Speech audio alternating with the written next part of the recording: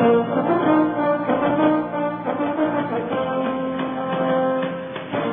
Arkansas Traveler Baseball on the CSN Radio Network. The ITT Tech pregame show is brought to you by ITT Technical Institute.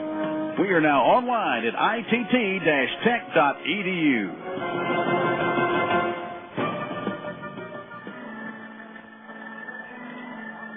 Live from Little Rock, Arkansas Traveler Baseball is on the air. Hello again, everybody, and a very pleasant good evening to you. Welcome to Ray Winder Field, where tonight minor league baseball, the Texas League, and the Creative Sports Radio Network present the Arkansas Travelers and the Midland RockHounds Game 4 of the Texas League Championship Series. Phil Elson with you here on the broadcast here for the ITT Tech pregame show as we get set 25 minutes before first pitch. If today's game is going to be anything like last one, you're going to want to grab onto your seats and get ready for a great ride. Travs and RockHounds played a classic matchup yesterday. The RockHounds were going for the 3-game sweep, which would have been improbable considering how well the Travs had played over the final 2 months of the season. And the Travs, who have been a comeback sort of a team all season, they showed it again yesterday, coming back from down by a run of the 8th inning. A 2-run, 2-out, 2-strike single by Mike Napoli drives in the winning runs. And then Napoli ends the game by throwing out Kevin Melillo at second base in the 9th inning. And that was the final play of a very dramatic victory, 4-3. The Travs pull out the win. David Austin, a scoreless inning for the win.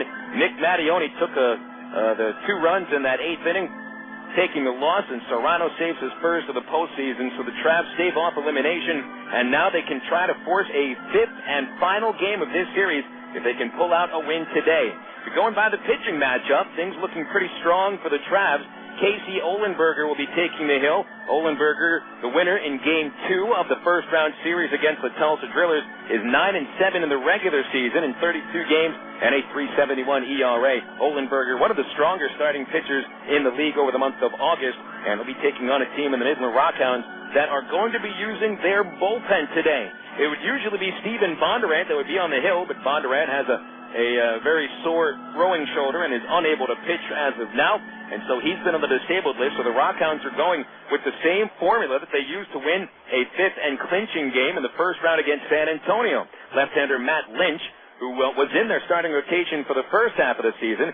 Lynch will be taking the mound today, and they don't know how long he's going to go. But one thing's for certain, there are going to be more than a few pitchers used by the RockHounds today. They may try to empty out the bullpen as the Travs will try to force Game 5 here at Ray Winder Field. It is a spectacular night for baseball in central Arkansas with a cold front that came through last night. 83 degrees as of now. By the time we are finished, we'll be in the high 50s, and really not a chance for rain.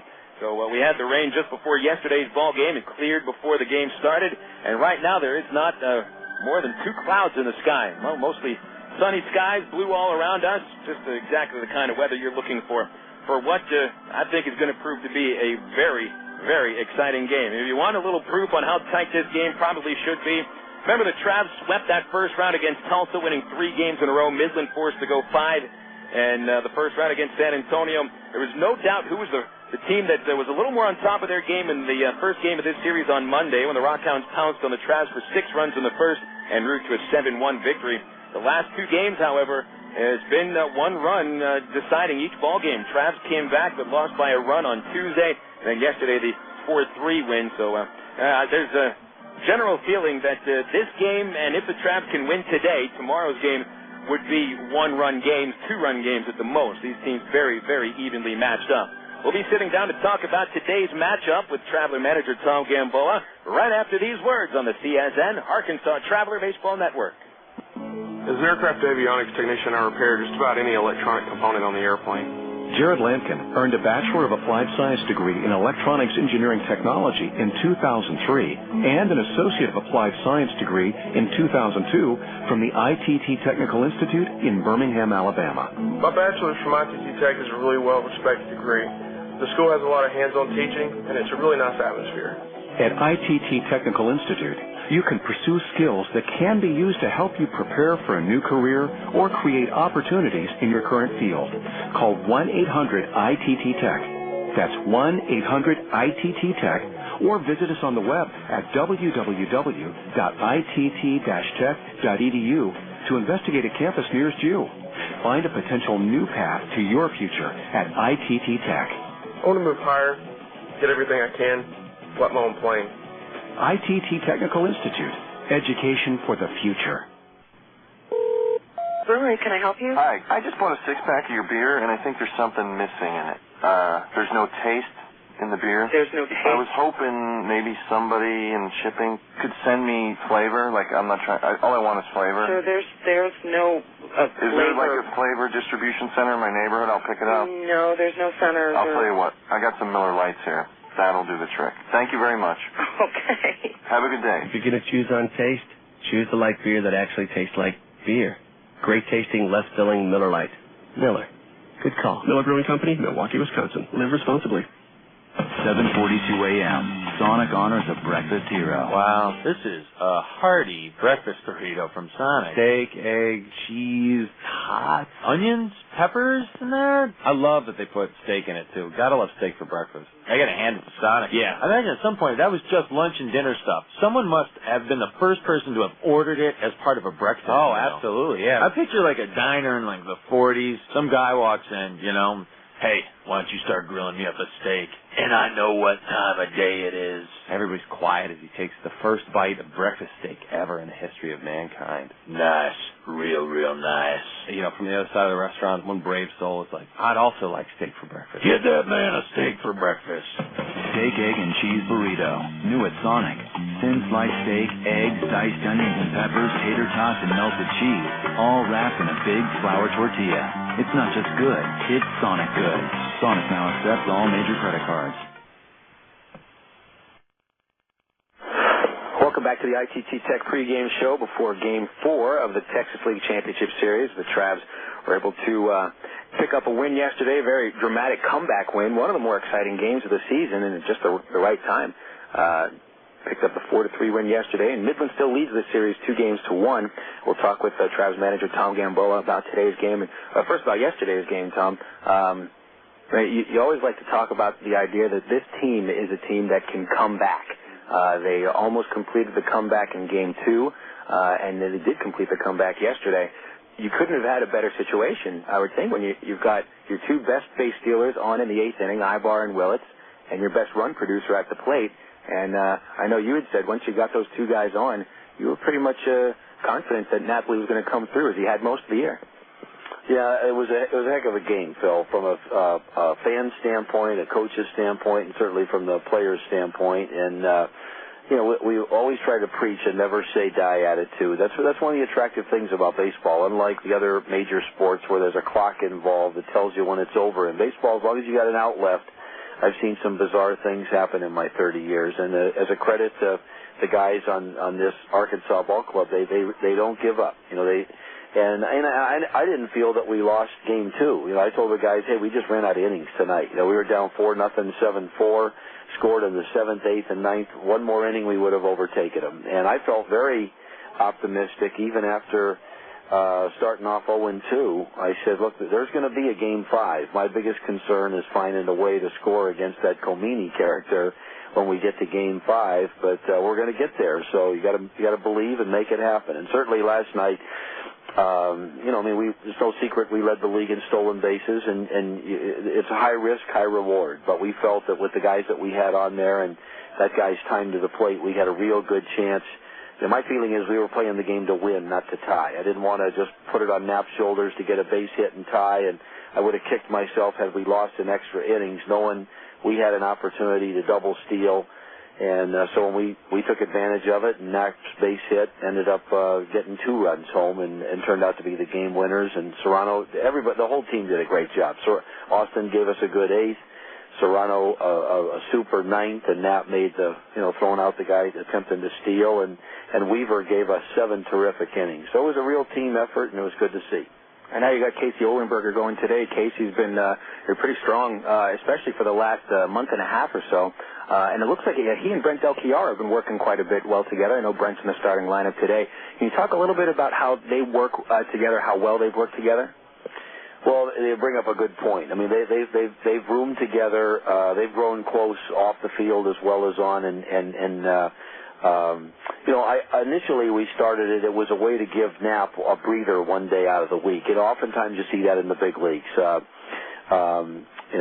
Maddox had what they called a personal catcher at one time. It wasn't really the case. It was just a way of. It started off as a way to give Javi Lopez a day off, and as it evolved, Olenberger's confidence earlier in the season would waver so much. And Deli, I think, had a good handle on his personality, just getting the best out of him, keeping him in a positive frame of mind, and certainly as the outings went by and Olenberger continued to have success, it was a plan that we just decided to stay with, especially with the Angels wanting Knapp to catch 100 games this year. We needed to have a kind of a planned day off for him, or at least where he could DH, and I think it was a good idea that Taco and Kami had, and I think it panned out real good because Knapp stayed strong through the whole year. It made Deli feel more a part of the team, not just as an extra guy, but knowing that he had a day of the week where he had a responsibility, and he's made some good contributions with the bat of late too. So we're counting on him for that too. You're going to be going up against, it seems maybe the entire Midland bullpen today. Matt Lynch is going to start. Steven Bondurant, who probably would have started this game, has a shoulder injury and cannot pitch now for Midland. Is there any difference for a team when they're going up against a bullpen rather than just a starting pitcher? When you may see 5 or 6 pitchers during the ball game rather than a guy that they want to get into the 6th and the 7th? Well, that's a good question, Phil. And on the surface, I like the fact that we've got a starter going today that has of late been giving us six solid innings, as opposed to a bullpen by committee. But I think some hitters would tell you that the disadvantage is that on a bullpen day, they end up maybe getting their 4 at-bats against 4 different pitchers and really can't get on any one guy. So there's 2 different ways of looking at it. But we like our chances, again, going into today. We know it's down to a 2-day season, and our guys are well aware that they find a way to win 2 more games, they're all going to get a ring out of this thing, and it would be well-deserved. And, I hope that feel very confident today, but I hope we can find a way to beat this Comini guy tomorrow, because we haven't had any success doing that. Well, not looking ahead, I guess, from today or tomorrow, I want to ask you about what you have planned to do once the season is over. I know that you probably will go back to Palm Springs, and I think you're going to be managing in Puerto Rico. What are you going to be doing immediately when the season's over? I mean, it's a long year, and you might want a chance to rest. Yeah, well, like everybody else, we'll be flying out the morning after and picking up 2 hours. I figure that the day after I'm out of here, Phil, that by the next afternoon I'll be on a golf course at my country club in my backyard, just playing a lot of golf, relaxing for the next 6 or 7 weeks, and then I'll be taking some of our guys with me down to Manatí, Puerto Rico, come the 1st of November, and managing the Puerto Rican Winter League for probably my 8th and final time. Last time, are you sure about that? Yeah, as far as winter ball, I think 8 years in Puerto Rico and 1 in Mexico. I've got my pay your dues card for winter ball, and I enjoy it a lot. But it does take up your entire winter, and with 5 kids and 3 grandkids, I owe it to them to spend some time. And I've got a beautiful home out in Rancho Mirage, California, that I enjoy the time there. And but this will be this will probably be a swan song in Puerto Rico, but it'll be fun. I'll enjoy it and look forward to seeing some of our Angel players continue their development down there. Well, first things first, Game 4 tonight against Midland. Tom, have a great game. Yeah, let's get another one tonight, Phil. And we'll see you tomorrow. We'll be right back after this with more on the ITT Tech pregame show. But first, this from Vail Honda. It has a legendary reputation for reliability, durability, and quality. It's been named to Car and Driver's 10 Best list 18 times. It was the first gasoline-powered production automobile to be certified as a low-emission vehicle in the U.S. And the best part is, it's used. Proof that how you start out in life is a good indication of how far you'll go. Honda certified used cars. See, it may be used, but it's still a Honda. Vail Honda, 13101 Chenal Parkway, Little Rock. When it comes to a full line of office products, the name is Settle Office Products, 4412 MacArthur Drive in North Little Rock. They've been in business on MacArthur Drive for 23 years. They give free delivery anywhere in Central Arkansas. They have office furniture, office supplies, scratch and dent furniture, and they're family owned and operated. Give them a call today at 758-1050 or see them on the website at www.centralofficepro.com. The Air Force is the only branch of service with its own community college. It's called the Community College of the Air Force, and it makes a difference. You see, in the Air Force, you earn college credit for learning your job. You can earn an associate's degree in one of 66 career fields. Your job experience goes farther in the Air Force. For more information, call 1-800-423-USAF or log on at airforce.com. Cross into the blue with the U.S. Air Force. No one comes close. The Arkansas Razorbacks are looking to make it back to the Bulls this year. Hi, this is Ron Calcagney. Join me for the third year in a row right here on CSN for the Arkansas Razorback Sports Report every week during the football season. Every week we'll give the latest news on the Razorbacks from Fayetteville. A look at the big game each week and the game plan. A flashback in the past and interviews from the great Hogs from the past and predictions of the big game. The Razorback Sports Report every Thursday at 5:30, Friday mornings at 8:30, Friday afternoons at 3:30, and Saturday mornings at 6:30. During the football season, right here on CSN, the Creative Sports Network.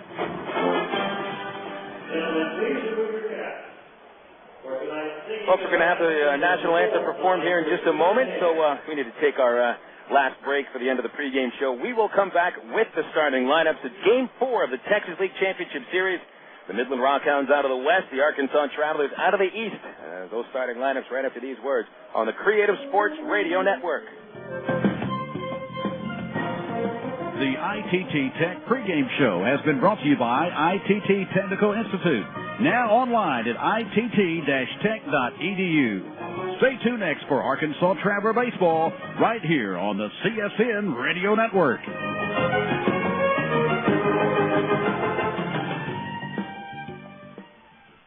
He would come home after a hard day and just start in on me, like, hey, how was your day? How was school? What you got going on? I mean, it gave me the chills. My father would drive me all the way to the mall. He wouldn't stop until we were right in front of my friends. And oh my God, when I wanted to go to Europe, and he seriously made me get a job to pay for it. And that one time, he insisted on taking us to the movies, even though he knew Stephen totally worked there and I was totally in love with him. And the time I got this wicked cool scorpion tattoo on my shoulder, not even the whole arm, just the shoulder, and he grounded me for 2 weeks. 2 weeks. And oh yeah. When I wanted to major in ceramics because I'm way good at it, my dad told me I'd have to pay my own tuition. Duh. How am I supposed to earn that kind of dough making pottery? Embarrass them, horrify them, freak them out.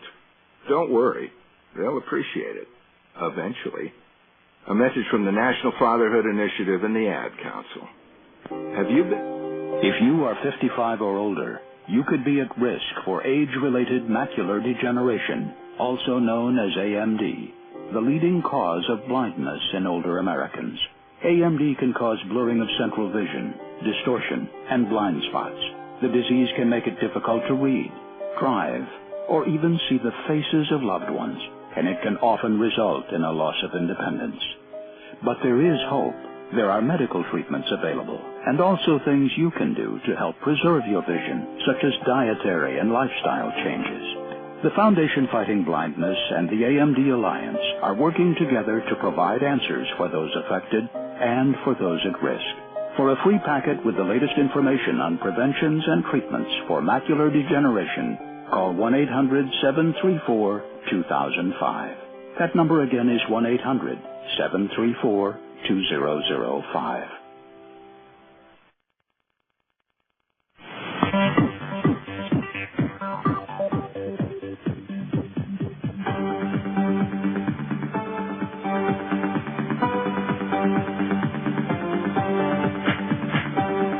A presentation of CSN, the Creative Sports Radio Network, brings you Arkansas Traveler Baseball.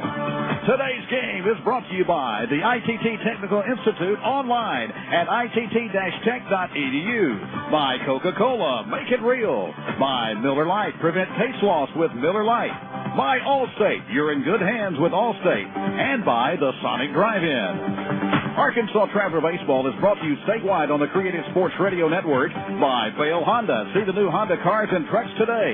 The U.S. Air Force, crossing to the blue. The Bank of the Ozarks with several locations to serve you. And by the Conedo Tax Advisory Group. And now, the Texas League Arkansas Travelers.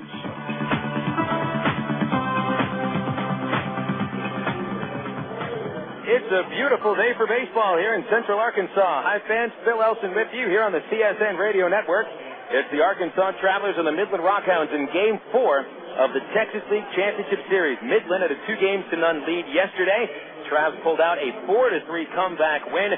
And if the Travs win today, they force a 5th and deciding game, which would be tomorrow night. Let's get to the starting lineups. We'll begin with Vaughn Hayes' Midland RockHounds. RockHounds are the AA affiliate of the Oakland A's, and today they have Steve Stanley leading off, playing center field. Batting second, playing first base, Daric Barton. Hitting third and in left field is Brian Savitsky. Cleaning up for the Hounds, the catcher, Jeremy Brown. Brown's been their best hitter in the postseason, hitting .462. Batting fifth for the Hounds, the right fielder, Danny Putnam. Designated hitter, Jason Perry will bat sixth. Perry hasn't seen much action in the postseason. Batting seventh at second base is Kevin Melillo. The 8-hitter, shortstop, Mark Kiger. And rounding out Midland's starting 9 is third baseman, Francis Gomez. The Arkansas Travelers, managed by our pregame show guest, Tom Gamboa. And the lineup today sees Erick Aybar leading off at shortstop. Batting second in center field, Reggie Willits. Batting third at second base, Howie Kendrick. Designated hitter, Mike Napoli, cleans up tonight. In the 5-hole, playing first base, Kendrys Morales. Batting sixth in right field, Tommy Murphy. Batting seventh at left field, David Gates. Hitting eighth today, playing third base, David Matranga. And batting ninth and catching, Brent Del Chiaro. Your starting pitchers here, it's Matt Lynch for the RockHounds. Lynch, a left-hander, 6'1", 195 pounds, out of Fort Pierce, Florida, and Florida State University. He is 24 years old. He made 35 appearances in the regular season, 7 wins, 7 losses, 1 save, and a .440 ERA. Casey Olenberger on the hill for the Travs. He was 9-7 with a .371 ERA. And Olenberger picked up the win in Game 2 in the series against the Tulsa Drillers. Travs take the field. We need a final break. We come back with the first pitch of Game 4. This is going to be a good one, folks. This is the CSN, Arkansas Traveler Baseball Network. He joined the Air Force in 1964 and served in Vietnam. He commanded forces in the far corners of the globe. Rising through the ranks, he served as a 3-star general at the Pentagon. You'd think 30 years of distinguished service would be plenty. But if you're Norman G. Leasing, Lieutenant General, retired United States Air Force, that's just the beginning. Today, he's pursuing a new career as Walmart's Vice President of National Government Relations. Norm's journey took him near and far, through Asia, Scandinavia, Europe, the Middle East, and Webster University, where he earned a master's degree that served him well in his career. I'm Bob Costas, member of the board of Webster University. All Webster campuses around the world share the same belief. Education is more than just a degree. It's real knowledge for real-world success. For more information on graduate degrees from Webster University in Little Rock, visit them on the web at webster.edu or call them 800-828-2598. The fire and desire, a mixed with McIntyre. I got the type of the originality to inspire. I can taste the Dr. Pepper, the taste of originality, the lyrics individuality, and gives life a personality.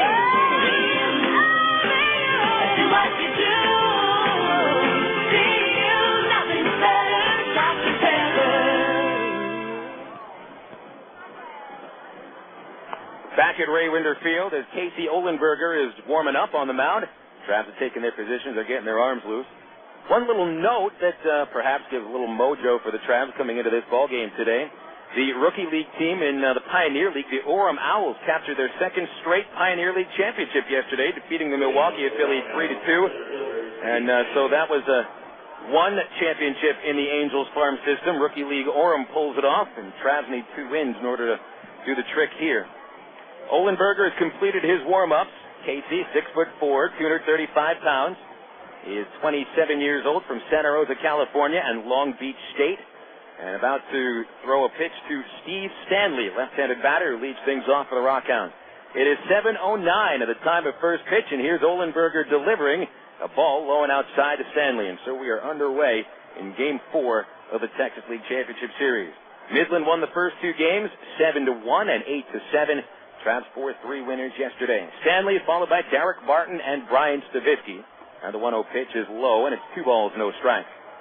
Plate umpire tonight is Steve Fritzoni. Third base ump will be Todd Waters. Delphine Colon at second base, and the first base umpire, Chris Tiller.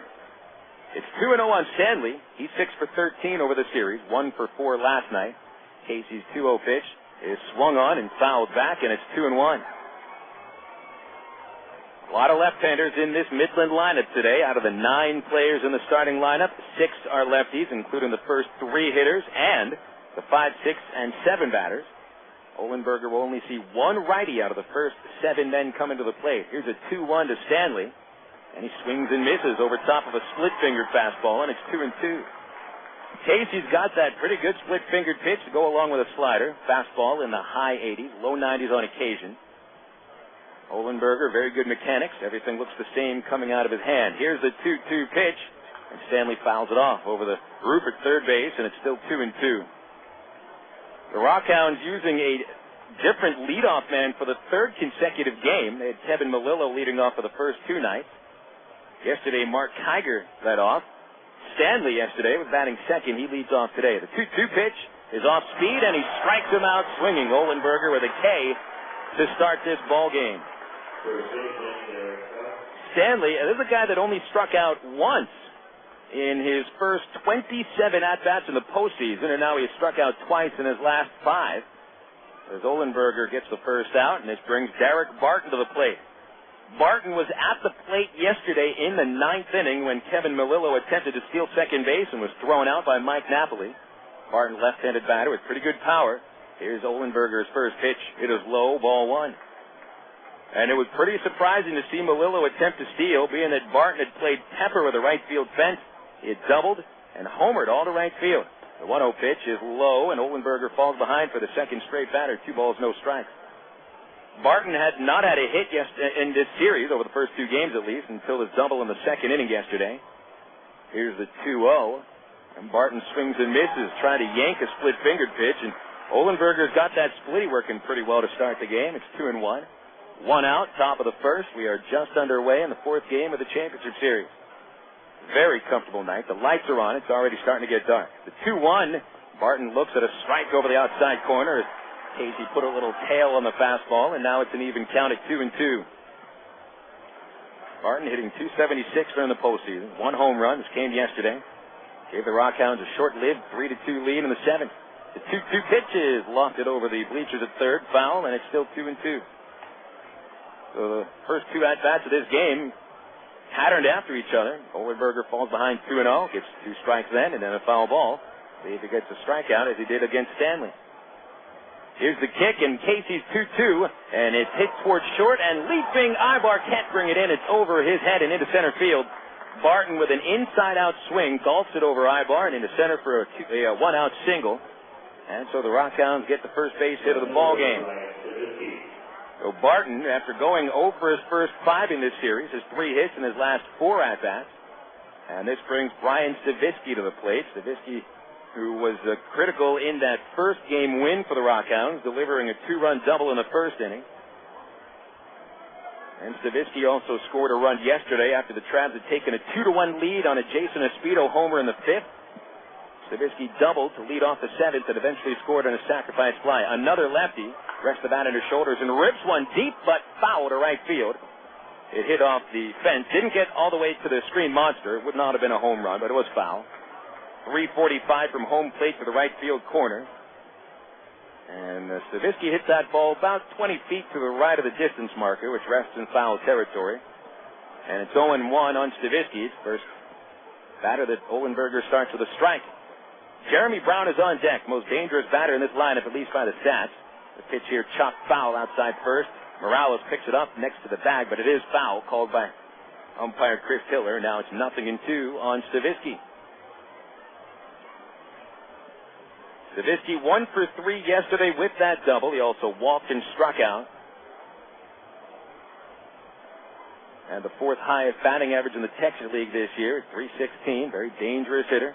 Olenberger's 0-2. He struck him out swinging. Got him with a split-fingered pitch. And a 3-pitch strikeout for the 2nd out of the 1st inning. And this will bring Jeremy Brown to the plate. Brown, this is the guy who's been the key to the RockHounds' attack all postseason. In 8 games, he hits .462, 2 home runs, 12 runs batted in. 3 more RBIs than games played during the postseason for Brown. First right-hander that Ohlenberger faces. Brown hit a home run in his first at-bat yesterday, and we'll see what Ohlenberger delivers. First pitch is chopped towards third. Matranga makes a backhand play. He throws to second base, but that is in time. That was a very close play at second. It looked like Barton got into second before the throw came, caught by Kendrick. Delphine Colon punches him out, and the side is retired. Call it 5-4, the out at first base. And the RockHounds go without a run in the first inning. They got a hit. They strand a runner. We'll go into the bottom of the first, and the Traps come up looking to get ahead of the RockHounds. This is the Creative Sports Radio Network.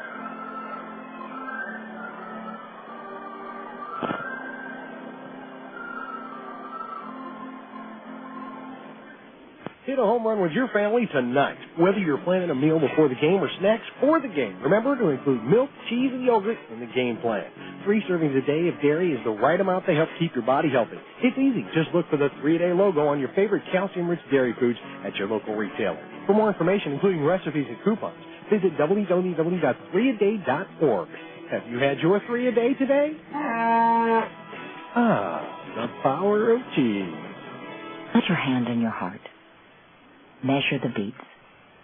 1, 2, 3, 4, 5. That's how long it takes to protect your child's life. 5 heartbeats. That's how long it takes to learn about the dangers of pesticides that could be found in your child's classroom. Asthma, lower IQ scores, and cancer have all been linked to prolonged exposure to these toxins. But if you knew there were toxin-free alternatives to pesticides, if you knew you had a voice regarding their use, if you knew you could take action that would make your child's classroom safe today, wouldn't you do something? In a heartbeat. Log on to earthshare.org today and find out how you can help. A public service message brought to you by Earthshare and the Ad Council.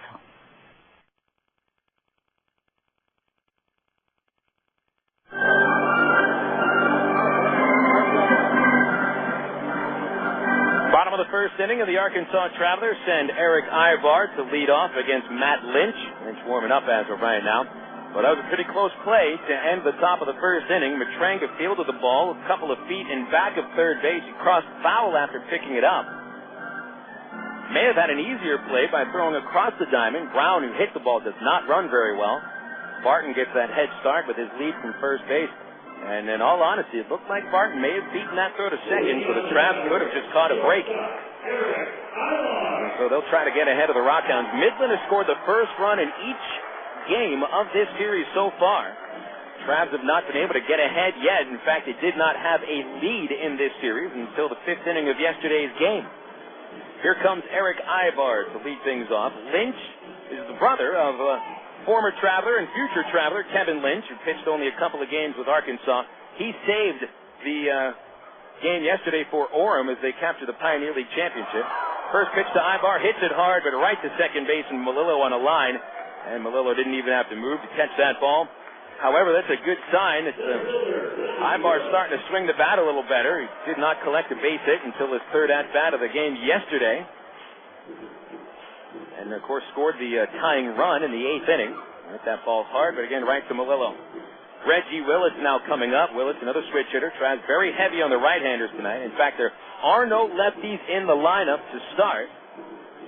Willits will bat right-handed against Lynch. And here's Matt's first pitch from the windup. It's a strike on the outside corner. Lynch was a 10th-round pick in 2003 out of Florida State. This is his 3rd professional year. Been mostly a starting pitcher throughout his career, but he spent the second half of this season in the pen. The 0-1 to Willits is high, and it's 1 ball, 1 strike. Lynch, as a starting pitcher, had a .521 earned run average in 15 games. As a reliever, .248 earned run average. Here's a 1-1 to Willits, and the fastball is too far inside. It's 2-1. Willits now followed by Kendrick, 1 away, and the base is empty. RockHounds had a base hit on the top of the first, but they stranded Barton. Willits, he scored the winning run yesterday after getting hit by a pitch in the 8th by Mattioni. The 2-1, he lays off, and it's high. 3-1. So Willits did not have a hit last night. He reached by a walk. He was hit by a pitch. Reggie's been on base 4 times this series without the aid of a hit. There's 2 hits, 3 walks, and the hit by a pitch yesterday. The 3-1, he swings, pops it up to shallow right field. Putnam drifting to the foul line. It's about 20 feet in fair territory, and Putnam makes the catch. Quickly 2 outs in the bottom of the first. Bring Howie Kendrick to the plate here. The fielders behind Lynch. Left field is Brian Savitsky. Center field is Steve Stanley. Danny Putnam in right. Francis Gomez at third base. Shortstop is Mark Kiger. Kevin Melillo at second. Daric Barton at first. Jeremy Brown is the catcher. Howie Kendrick the batter, and the first pitch a curve. It's low, ball 1. Kendrick 0 for 4 yesterday. Hit 1 ball hard and a line drive to left. The 1-0 pitch to Howie. Is chopped along the third base line. It'll bounce foul. Gomez picks it up in back of the base. And it's 1 ball, 1 strike. Kendrick hasn't produced all that much in the postseason. He's hitting .240 without an extra base hit. Only 1 RBI. Here's the 1-1.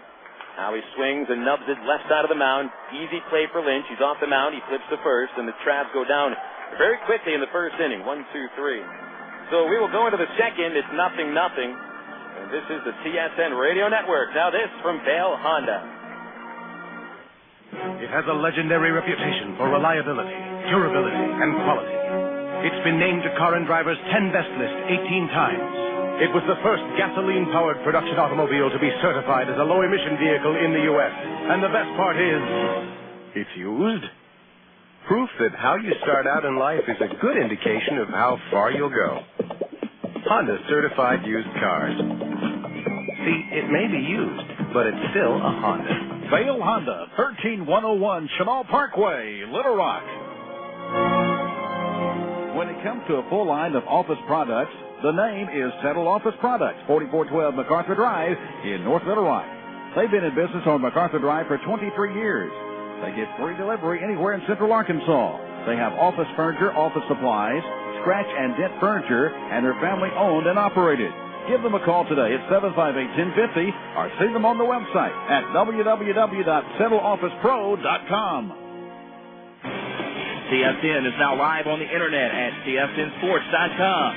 Click on live broadcast in the upper left-hand corner on your homepage for live play-by-play audio, not to mention all other programs TSN produces during the year. Check out our webpage with a list of games today on TSN, the latest scoreboard, and the latest sports headlines at tsnsports.com. That's tsnsports.com with live coverage worldwide on the internet. tsnsports.com, bringing you closer to us than ever before.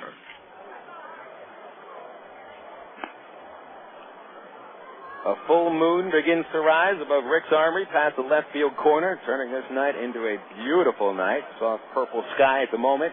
And a 0-0 score as we get to the top of the second inning. Casey Ohlenberger set down 3 of the 4 batters he faced. Travs went down in order in the bottom of the first. And leading off for the RockHounds in the second, left-handed batter Danny Putnam. Ohlenberger, the righty, twirls and deals. Putnam takes ball 1 outside. 5, 6, and 7 hitters, all 3 left-handers. Putnam, Jason Perry, and Kevin Melillo. Ohlenberger rocks back and throws it. 1-0 pitch. There's a changeup, and it's a strike over the outside half. 1-1 on Putnam. Putnam playing in his 9th game at Double-A. That just all happened to be in the postseason. Here's a 1-1 pitch to him, and it's swung on and hit towards the corner left field. It's slicing towards the line. It bounces foul. It was fouled by a couple of feet, and now the count is 1-2. David Gates had a long way to go after that ball. That ball stayed in fair territory. He would not have been able to catch it. And the best he could have done is cut it off before it got to the warning track and try to keep Putnam to a single. But thankfully, it turns into a foul ball. So the count is 1-2 on Putnam. Putnam hitting .300 during this postseason. One of the top prospects in this Oakland A's organization, which is filled with prospects. At .307 at Single-A Stockton with 100 runs batted in. KC delivers the 1-2, and it's a high fastball, and Putnam lays off. 2 balls, 2 strikes.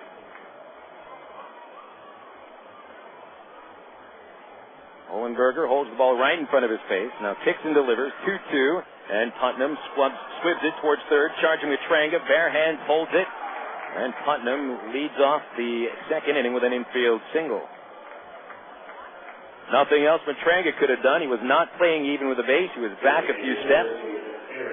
And Putnam does not hit the ball well, and he reaches base. So Olenberger will work from the stretch against Jason Perry. Perry delivered a 3-run double against Olenberger back on May the 26th in Midland. That was the key hit in a 12-7 Midland win over Olenberger and the Travs. Back then, Casey was in the Traveler bullpen. Did not become a full-time starter until mid-June. Perry gripping the bat tightly, waiting, taking, strike on the outside corner, and it's 0-1. Perry, who was just about an everyday player during the regular season for the RockHounds, has seen his role neutralized in the postseason. He's only playing in his 4th game. One is swung on and missed, late on the fastball, which may have been a little outside, and now it's 0-2. Nothing score, top of the 2nd inning. Nobody out for the RockHounds. They got their leadoff man on, but Olenberger has Perry in a hole at 0-2. Perry had 22 homers in the regular season, 77 RBIs.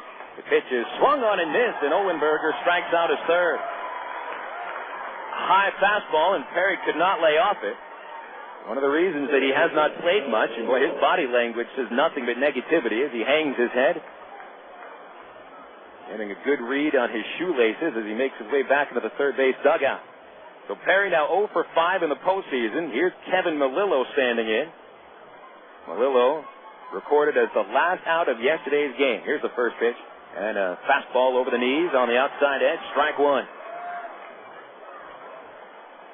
Melillo did a great job reaching base in the 9th inning yesterday. Hard line drive single up the middle, but then he attempted to steal second and was thrown out. Pitch popped up left side. Matranga crosses foul, about 1 foot. He waits. Now back in fair territory, makes the catch. So that ball, a little crisscross action on Matranga, but he was able to read that one perfectly. 2 outs after the first batter reaches on an infield single. And here comes Mark Kiger to the plate. Kiger moved lower in the batting order today. He was leading off yesterday. In fact, he's batting in his 4th different spot in the lineup during this series. That's one of the key components of this Midland lineup. They've got guys that can bat anywhere in the lineup. Kiger's been batting 2nd, 9th. Yesterday led off, and today he bats 8th, but he's still 0 for 11 in the series. Right-handed batter. Olenberger delivers, and Kiger takes a high fastball. It's 1-0. Nothing our score. We're in the top of the 2nd. Casey Olenberger trying to pitch the Travs to the 5th and deciding game tomorrow. Here's the 1-0 to Kiger, and he takes it high again. It's 2-0. Francis Gomez is on deck, Midland's 9-hitter and 3rd baseman. I mentioned that the RockHounds have used 3 different leadoff batters. They have a couple different cleanup batters during the series. Olenberger delivers a strike, and it's 2-1. The fastball that time tailed in and caught that inside corner. 2 balls, a strike on Kiger. 182 hitter in the postseason. Kiger batted 267 during the regular year. The 2-1 pitch is a strike on the outside edge, up around the letters, and it's 2-2. 2 outs, and a 2-2 count on Kiger. Deuces wild in the 2nd inning. Kiger grabbing some dirt, rubs it around with the batting glove. White gloves with blue trim, holds the bat high, waits. Olenberger delivers, and it's hit between 1st and 2nd. Kendrick, a long chase, picks it up in short right, but drops the ball, and Kiger is safe at 1st with no play. So Putnam to 2nd, and we'll wait for the official scorer's call on that. It is the 2nd infield single of this inning. Neither ball has been hit hard. Putnam a little squiver towards 3rd, and Kiger just guided that ball between 1st and 2nd base. I tell you, Kendrick picked that up cleanly. He had a shot at Kiger. Would have been a close play, but we'll never know. Francis Gomez comes up. Gomez, the 9-hitter. 3 RBIs during this series. 2 of them on 1 swing of the bat on Monday in the 1st inning. Here's the first delivery. Fastball. Strike called right down the middle, and Gomez left the bat on the shoulder. It is 0-1 on Gomez, a 286 postseason hitter. Batted 223 and about half a season with Midland. Olenberger kicks, throws it, and a swing and a miss on the split finger, and Gomez out in front. Quickly ahead of the count, Olenberger is ahead 0-2. Infield straight away, the outfield as well. No one playing in. They're all deep. Olenberger reading the signs. He has struck out 3 of the first 8 batters so far. Here's the 0-2, and that time Gomez laid off the slider, and it's ball 1. 1 ball, 2 strikes on Gomez. Steve Stanley is on deck. Gomez, tall, lean hitter with a very quick bat. Olenberger throws 1-2, and it's fouled off over the roof at first. Came with a fastball around the knees. Gomez a little late with the swing. It's 1 ball, 2 strikes. I mentioned Gomez has that quick bat, but he takes a long time to load his swing up. He's got a big hitch. Erick Aybar came over for a quick talk with Olenberger. Aybar back to his position. 20 feet away from second base. Regular position is short. Olenberger delivers the 1-2, and it's fouled off on the third base side of the ground. Just in front of Midland manager Vaughn Hayes. Rests in the Midland bullpen in left field. Gomez fouled off a couple of 2-strike pitches. It's still 1 ball, 2 strikes, 2 outs. Putnam and Kiger ready to run.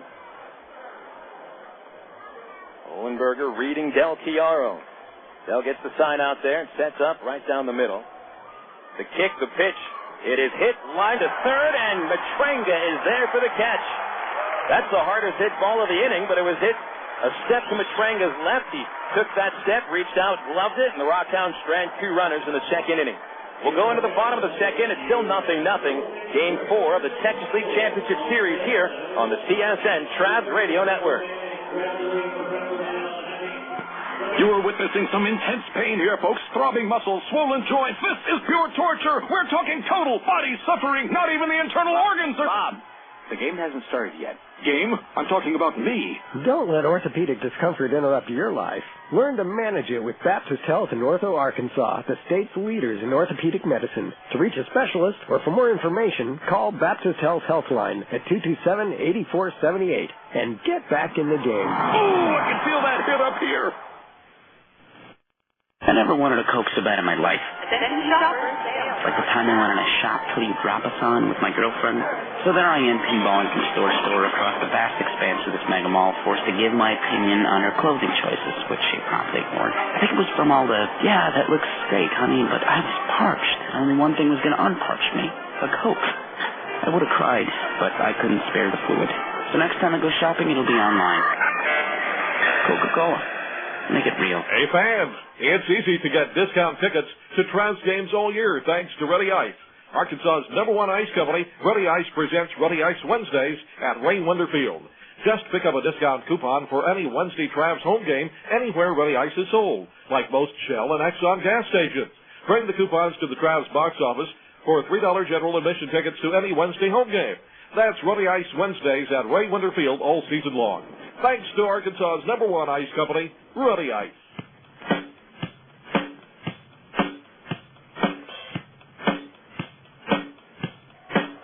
Mike Napoli steps to the plate, takes the first pitch at the bottom of the second for a ball, and now Lynch working quickly, delivers, and a little late with a swing, Napoli fouls it off.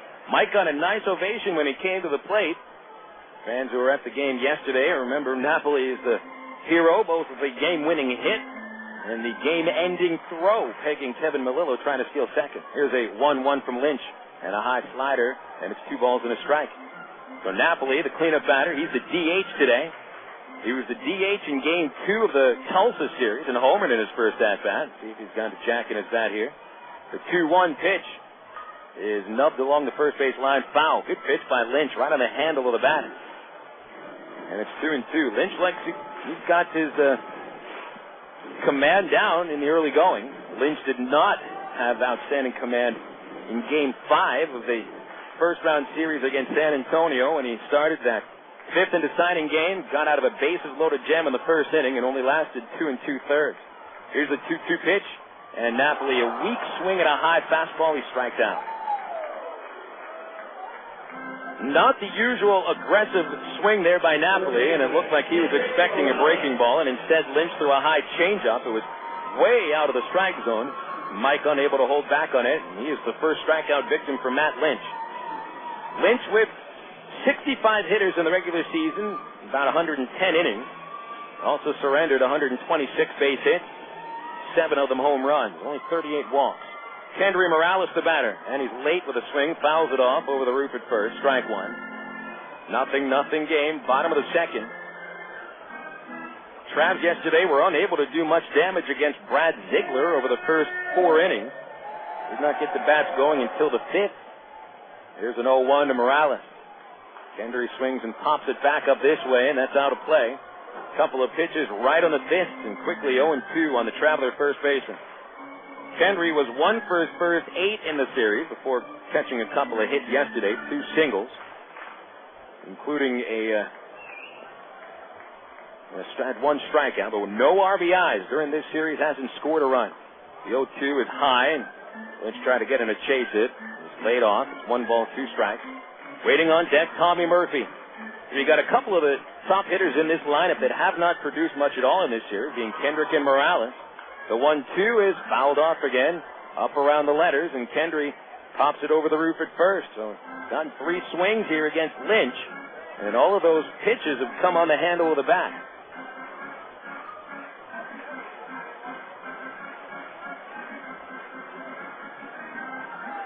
Morales waiting, Lynch delivers, and there's a swing and a miss, strike 3. Change up, and that's the pitch that Morales has been most susceptible to. In fact, this entire Traveler lineup has had the most trouble with the changeup. That seemed to be the best pitch that Ziegler had yesterday. Lynch right now, he seems to be pretty good with just about everything he's throwing. Breaking pitches, we haven't seen too many of them. But if he possesses a changeup like that throughout the night, he's going to continue to be tough. Here's Tommy Murphy, and he looks at a first pitch low, ball 1. Lynch keeping the Travs off balance. It's been Midland's attack on the mound this series. The 1-0, and Murphy takes ball 2 with a check swing, and it was high and away. So it's the first batter ahead in the count against Lynch, 2-0. Murphy, 2 for 13 of the postseason. 2 hits are singles. The 2-0 pitch, there's a strike around the letters. And now it's 2-1. 0-0 game. Travs looking for their first base runner. RockHounds had a chance to score in the top of the second. Here's the 2-1. And Murphy swings and misses. They jammed him with that pitch. Lynch, he's coming inside with a fastball. He's going low and away with a changeup. Seems to be his plan of attack so far. He has struck out the first 2 hitters. He's looking to strike out the side. Here's the pitch. And Murphy fouls it in the air around the bullpen. And it's over the Traveler bullpen. Still 2-2.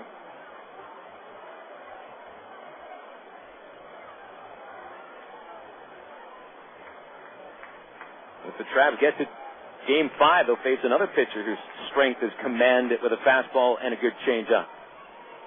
They do not seem to be a very good matchup for this RockHound pitching staff.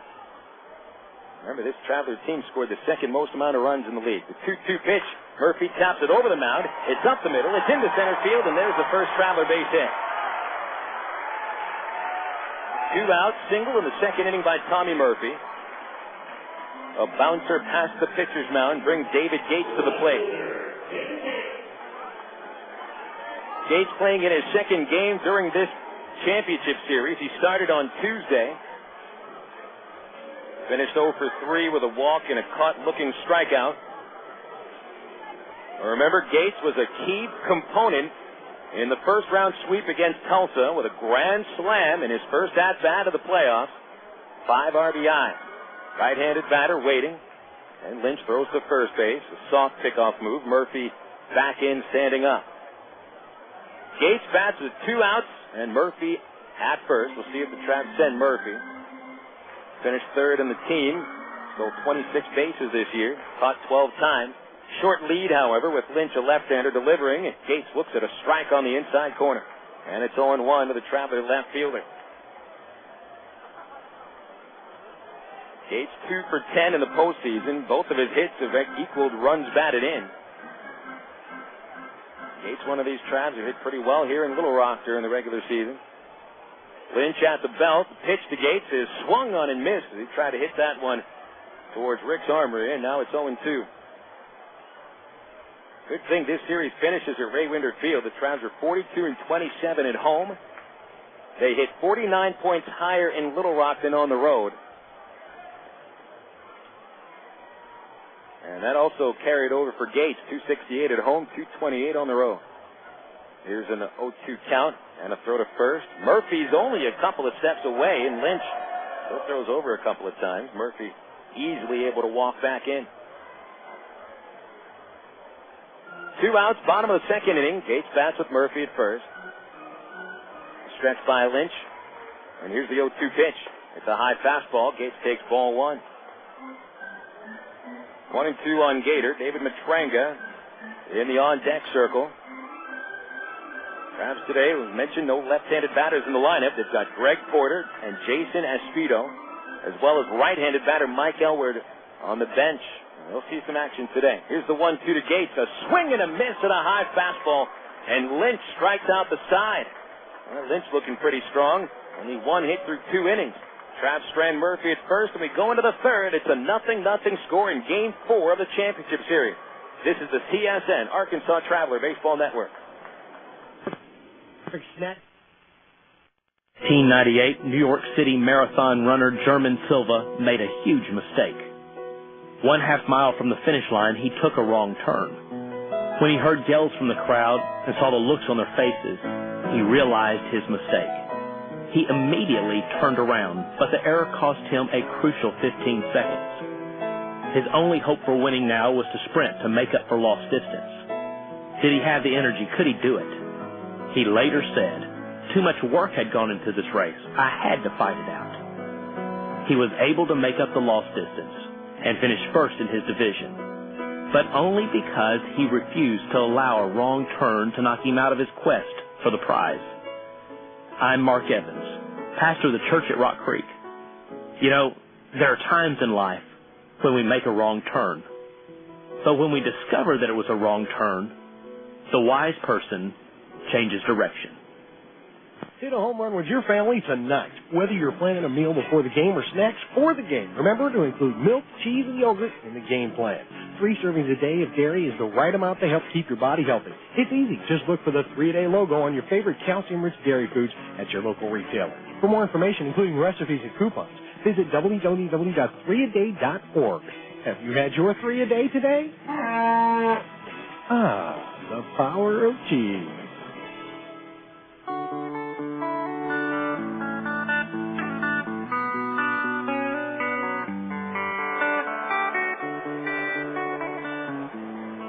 Pitch black nightfall settles into central Arkansas. A very comfortable night. 77 degrees as of now. The wind's picked up a little bit, blowing out towards right about 13 miles an hour. 0-0 score. Steve Stanley, Midland's leadoff batter in the third, tries to bunt his way on, and the bunt crosses foul at third base. About halfway down the foul line. Matranga quick to pounce on that one. Good idea by Stanley. And Ray Winterfield is a ballpark that you can bunt for a hit at.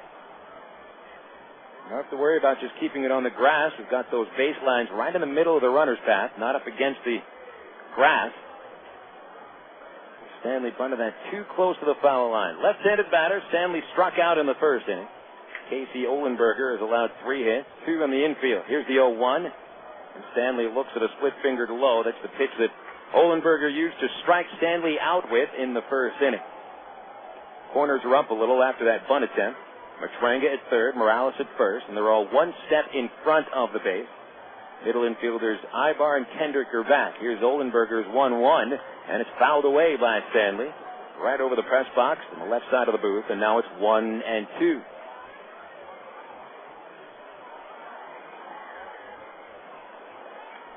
Stanley now 6 for 14 over this series.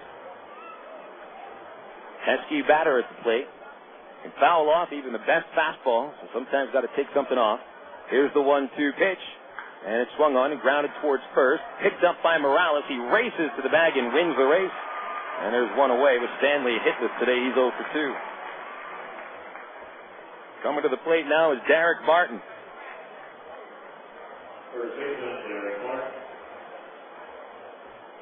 Barton is the youngest player in this series. Only 20 years old, and in his 3rd professional season, former Cardinals farmhand, traded over in the Mark Mulder deal. Left-handed batter, singled in the first. Ohlenberger's first delivery, fastball over the outside half, strike 1 called, 0-1.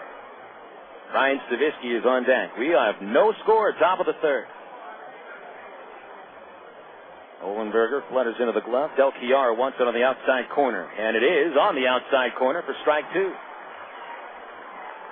Olenberger and Del Chiaro working very well together. A couple of California guys rooming together this year. They hadn't met until this season. Here's the windup, and the 0-2 to Barton. It's fouled back. Fastball, and Barton got a small piece of that horse hide. It's 0-2. Casey hails from Santa Rosa, as we mentioned. Del Chiaro from Oakley, California. Casey stayed on the West Coast to pitch college ball at Long Beach State. Del Chiaro went to Lawrence, Kansas. The 0-2 hit in the air to deep right field. A line drive towards the fence. It's going to bounce off of the fence. Picked up by Murphy. Fires into second. Barton holds with a single. Boy, Daric Barton continues to play pepper with the right field fence. He doubled off that fence yesterday. He homered above that fence as well yesterday. And now he singles off the fence. I guess all he has left for the right field fence cycle over the last two nights is a triple. Hopefully he won't get that chance. Nice play by Murphy, however. Tommy knows better than anybody how to play that right field fence here. Barton would have been dead meat at second if he tried for a double. So that's the fourth Midland hit. They out-hit the Travs so far 4-1. Ryan Stavisky is now the batter, and he fouls a changeup at the plate, and it's 0-1.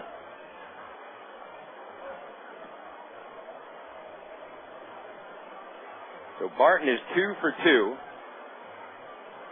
And over the last two games, 4 hits in 5 at-bats. This is a guy to look out for the rest of this game for sure. Stavisky struck out in 3 pitches in the first inning. Olenberger ready. Here's the pitch.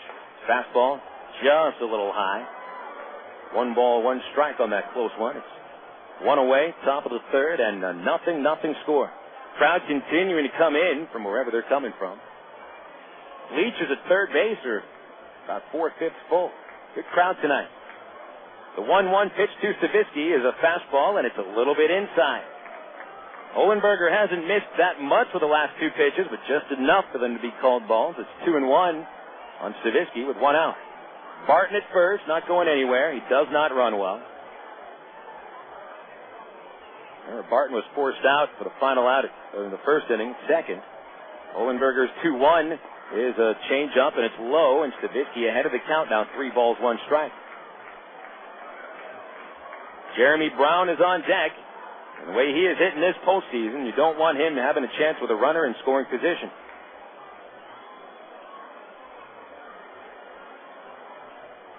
Olenberger sets at his neck. Here's the pitch. Stavisky goes after the changeup and misses. It's 3-2.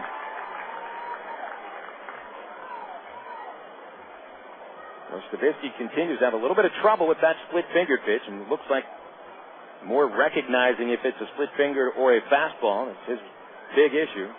Olenberger is ready. The runner goes. The pitch is swung on and missed. Strike 3. Del Chiaro throws to second. Strike him out. Throw him out. This inning is over.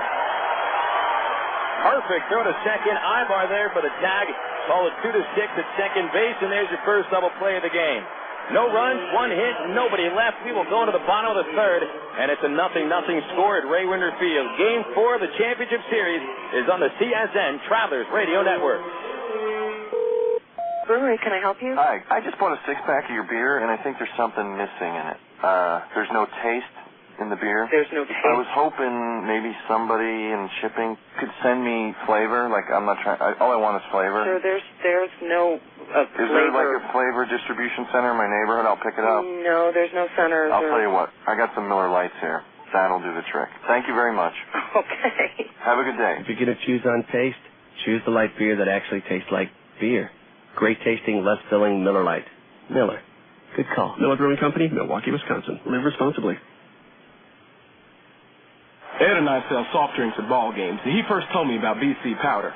We carry big trays of drinks up and down the stadium steps. Man, it's a killer. And with a backache, that tray feels heavier and heavier. And the stairs are tough on your knees. One night I was dragging, and the game wasn't half over. I told Brian he needs a BC to stop the pain fast, because it goes to work quick. BC stopped the pain, got me right back to work. BC goes down easy with a soft drink, but don't foul the balls, okay? BC, pain relief at the speed of powder. Use as directed.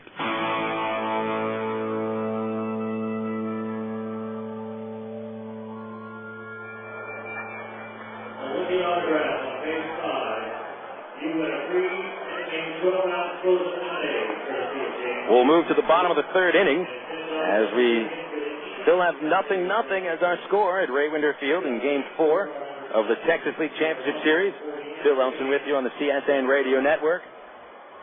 Live on a couple of stations across the state. KASR 92.7 FM, our flagship station. We'd like to thank the folks over at MLB.com, the official website of Major League Baseball, that have been tuned in to these broadcasts during the playoffs. David Matranga leads off for the Travelers in the bottom of the third inning, and it looks like the Midland bullpen will start to get to work with Matt Lynch throwing the first couple of innings very sharp so far. Struck the Travelers out to the side in the second, giving up only a single to Tommy Murphy, so 7 batters have come up, only 1 has reached. Matranga, right-handed batter, takes low from the left-hander Lynch, and it's ball 1. I mentioned Lynch's brother, Kevin, former Traveler and a future Traveler. Here's a 1-0 to Matranga. He swings and fouls it back. The different style pitchers, Kevin Lynch relies a little more on deception. He's a right-hander as well and throws submarine.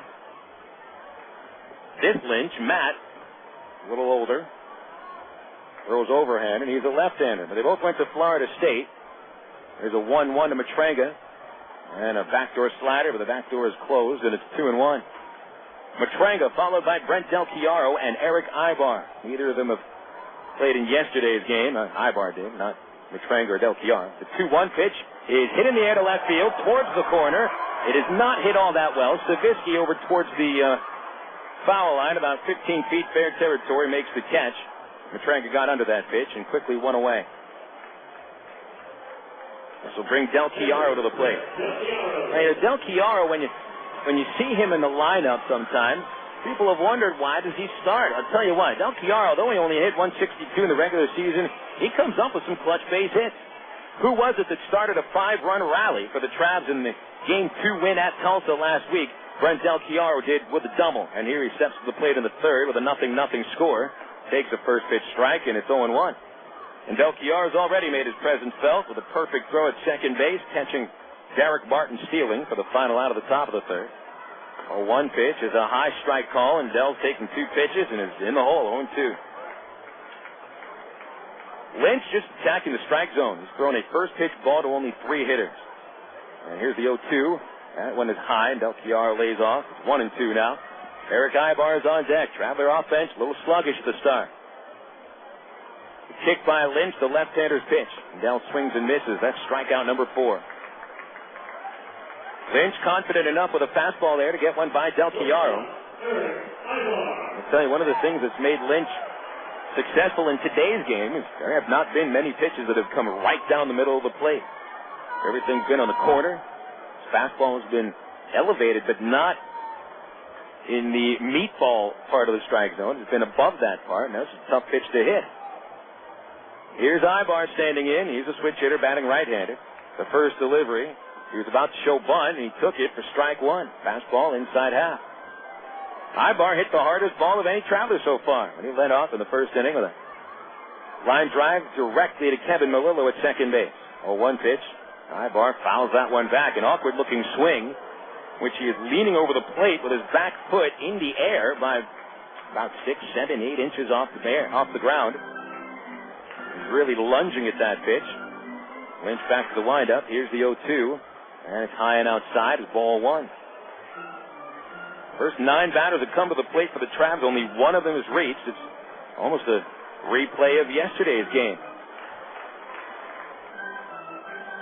The 1-2 pitch to Aybar is grounded foul outside first. In fact, out of the first 10 batters that came to the plate for the Travs yesterday, only one of them reached. They didn't have their second man on base until the 4th inning when Reggie Willits took a base on balls.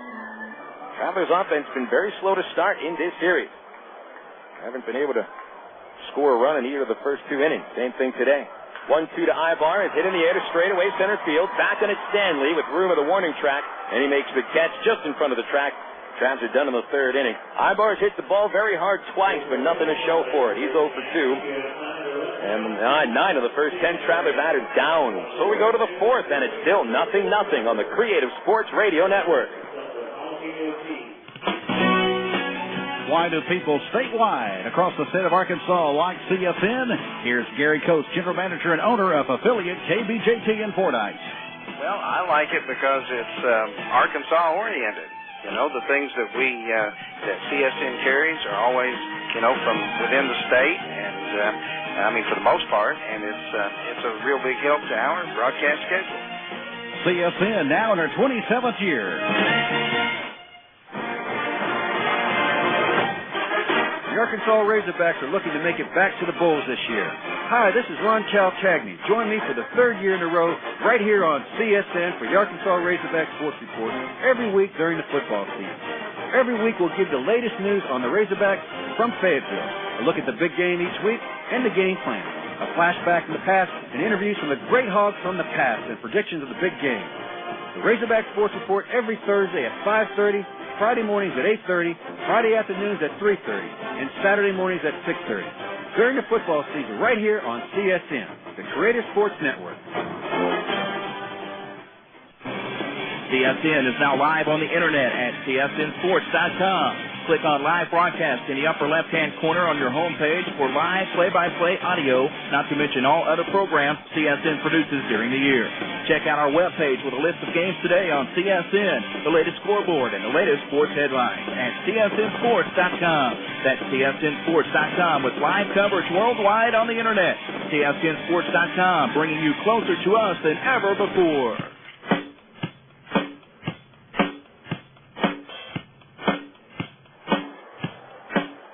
We have a 0-0 score over the first 3 innings of this ball game, and Jeremy Brown leads off the top of the fourth for the Midland RockHounds. Casey Ohlenberger starts the inning with a fastball for a strike on the outside edge, and it'll be 0-1 on Brown. 4 strikeouts for Ohlenberger. He's also allowed 4 hits, hasn't walked anybody. Brown takes another strike on the inside corner, and now it's 0-2. Brown is 0 for 1. He bounced out to third base for the final out of the first inning. Trying to hold this guy in check as he is on 5 for 12 in this series. The pitch is swung on and missed. There's strikeout number 5 for Ohlenberger, and that time on a split-fingered pitch.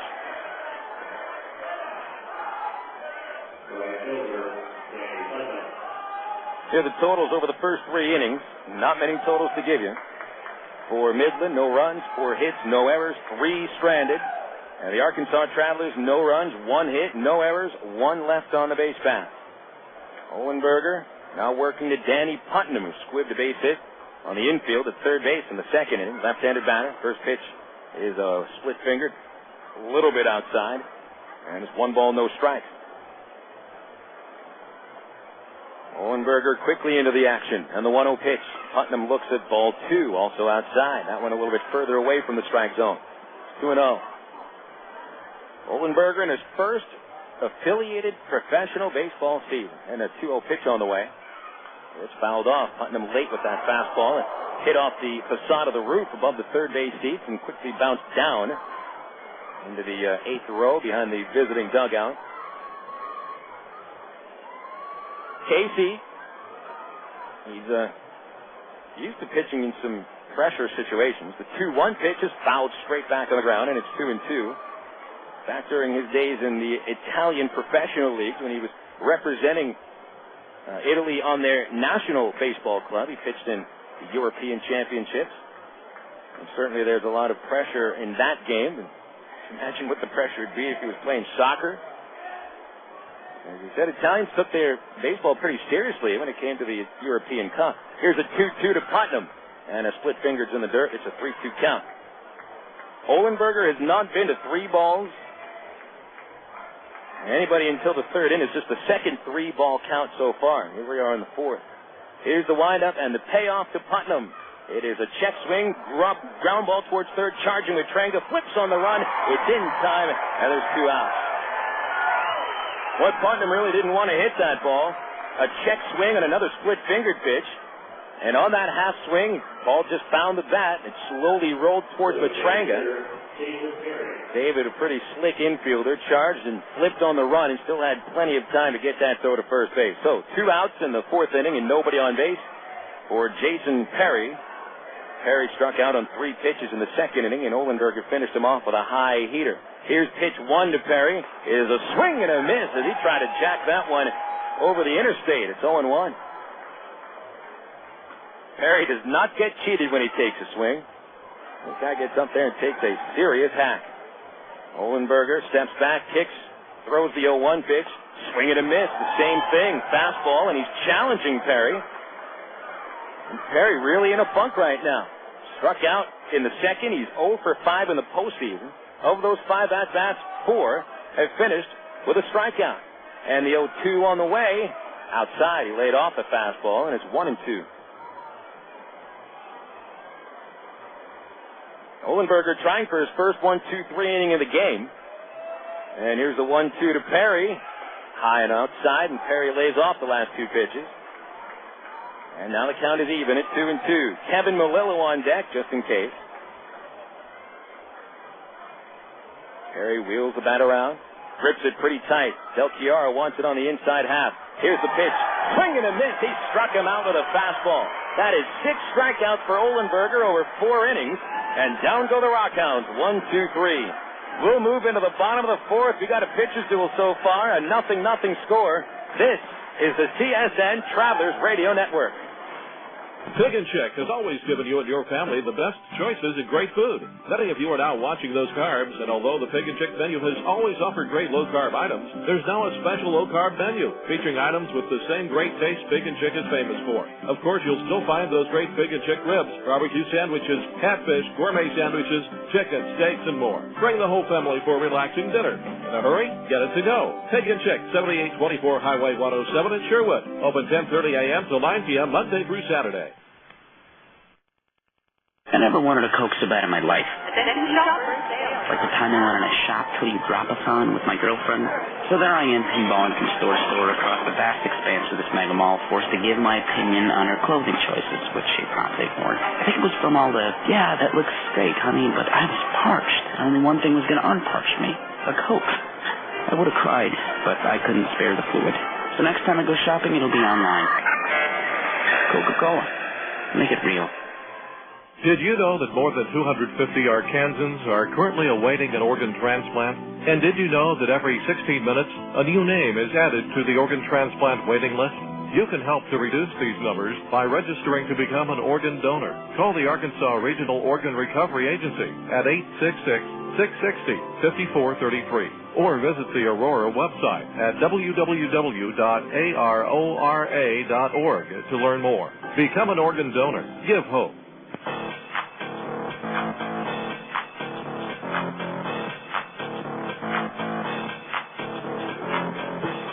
3.5 quick innings in the books here at Ray Winter Field and a 0-0 score.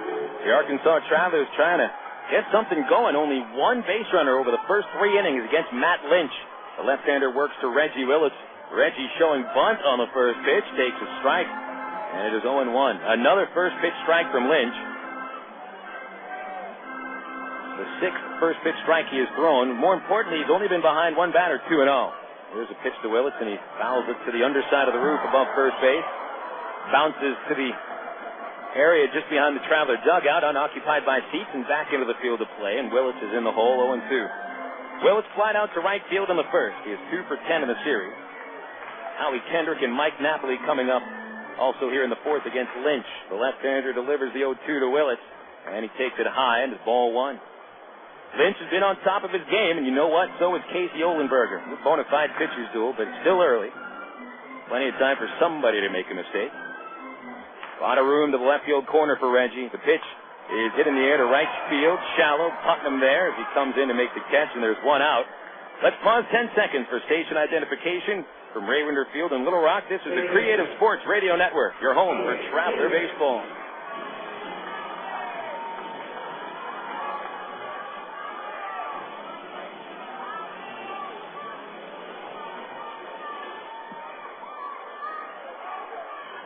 Howie Kendrick is the batter. One away, nobody on for Kendrick.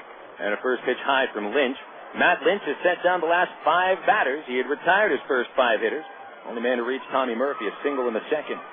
The 1-0 pitch is off speed and a strike to Kendrick on the inside corner. Kendrick hit a little nubber to the mound in the first inning. He is 4 for 14 in this series and struggling at the moment. The 1-1 pitch is fouled into the first base seat towards the general admission. Nice catch by a fan on the rebound after off of one of the green wooden seats. And now it's 1-2 on Kendrick. 1 away and nobody on base. Outfield continues to give that left field corner. And Lynch delivers. Kendrick takes a high pitch. Now he tried to check the swing and a plate umpire for Tony signals foul tip, which is held by Brown. That equals strikeout number 5 for Matt Lynch. And the struggles continue for Howie Kendrick. Mike Napoli will come up to the plate now. Boy, Lynch, he is dominating this Traveler lineup so far. Now remember, a guy who, he had not been much of a starting pitcher this year. He was 17-7 in his first 2 seasons as a starter. This year, 5-7 when starting a ball game. You wouldn't know by the way he's pitching right now. Mike Napoli, the batter. First pitch, he fouls it at the plate. Got a big swing at it. 0-1. Napoli had a weak strikeout in the second inning. Very soft swing and a miss at a high changeup. Now Lynch throws a 0-1, and it's high and tight with Napoli limboing underneath it, and it's 1 ball, 1 strike.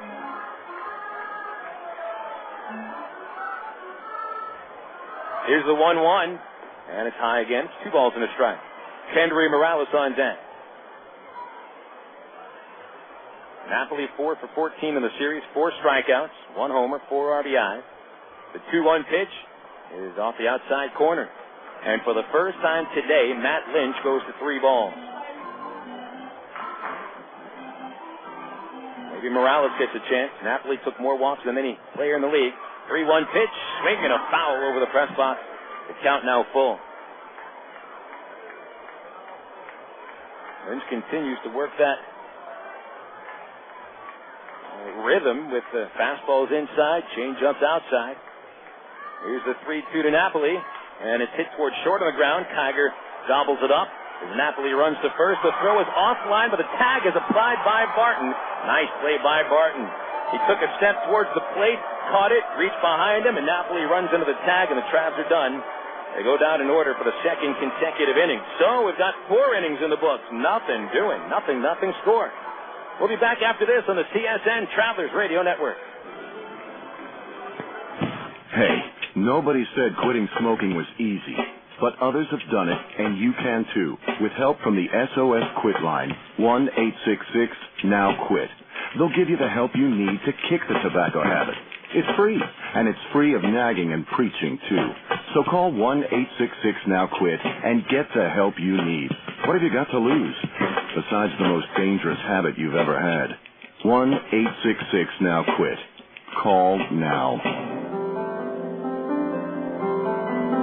Sports fans across Arkansas remember Jim Elder as a walking baseball encyclopedia and a legendary sports figure who was named the state's top sportscaster 11 times. But Jim was about much more than sports. He loved people, and especially he loved kids. Jim passed away in 1998, but his memory lives on through the Jim Elder Good Sport Fund, working closely with programs such as the First Tee, Park, and the Lamar Porterfield RBI program. The Jim Elder Good Sport Fund helps kids learn leadership, sportsmanship, and a strong work ethic through sports. To learn more about the Jim Elder Good Sport Fund, go to www.jimelder.org.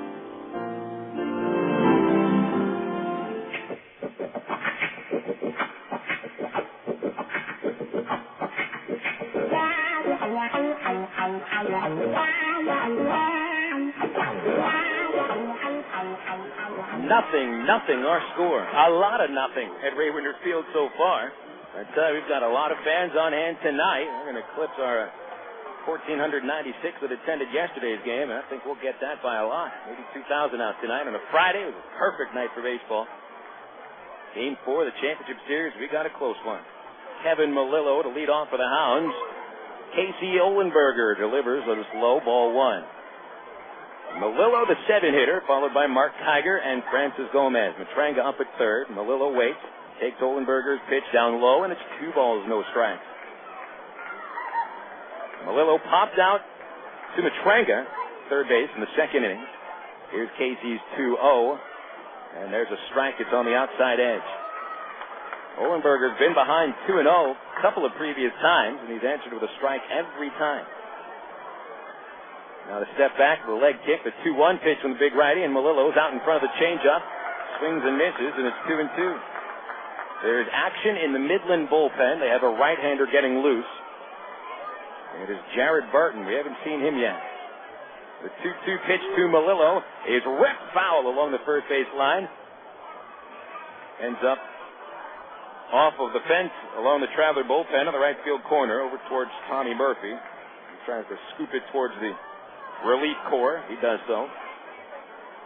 2 balls, 2 strikes. Olenberger has sat down 4 in a row. 3 of those 4 batters striking out. 6 strikeouts thus far for Olenberger against the 4 hits, no walks. The 2-2 pitch on the way. Melillo takes ball 3, low and inside. Leadoff batter's been on once for the RockHounds. They did not score, of course. We have nothing score. Here's the 3-2. A swing and a pop-up on the right side of the infield. It'll drift to shallow right. Kendrick wants the call. Kendrick will make the catch about 50 feet in the right. 1 away.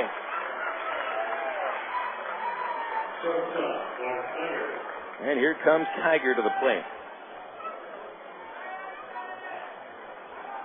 Midland had 2 runners on base in the second inning. Tiger was the second. Legged out an infield single and a slow ground ball into the hole at second base. It was his first base hit of this series. He's 1 for 12. Matranga, the only one to play in a little bit. But first, Del Chiaro wants to talk with Olenberger, and they'll chat about it. Folks, if we get a win today, if the Travs get a win, we'll have Game 5 of the Texas League Championship Series tomorrow night. 7:10 first pitch. Gates will open at 6:10. $6 general admission, $8 for box seats, all ages. And if you can't be at the ballpark, it'll be right here on the CSN Radio Network with the ITT Tech pregame show at 6:45. What have we been saying to people all day long? We'll see you tomorrow. And say, hello, how you doing? Great. See you tomorrow. That's the idea. Force a 5th game. Nothing score. Tiger back up. Olenberger delivers. And it's a high fastball. Tiger had a 2-0 count in the second inning. Olenberger ran it to 2-2. And then they had infield single. Now the 1-0 pitch is on the way. Tiger rips it towards the corner in left field. Not a very high fly ball. It's played off the fence by Gates. He'll fire to second. Tiger wants a double, and he'll get a double diving in. That's the first extra base hit of the game for either team. And a 1-out double by the RockHounds. They get a chance to get ahead. So Tiger, after going hitless in his first 11 at-bats over the series, is 2 for 2 today. And now Francis Gomez will come to the plate.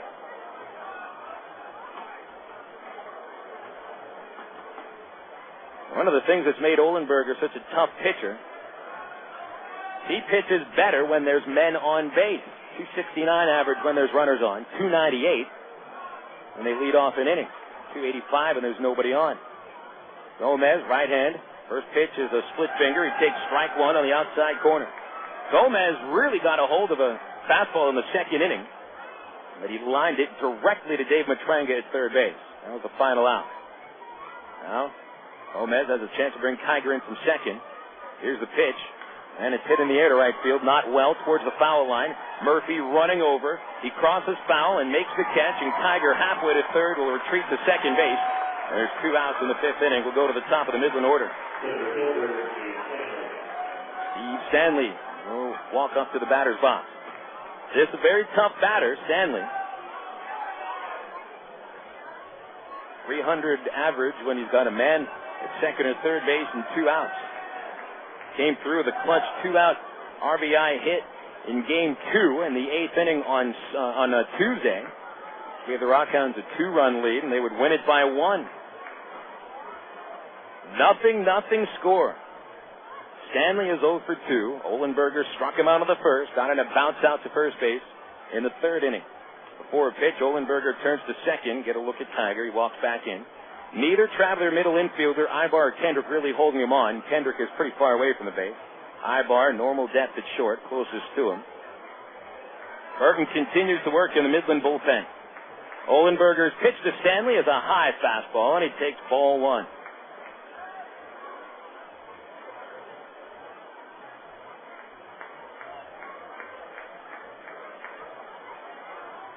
One and 0 on Stanley.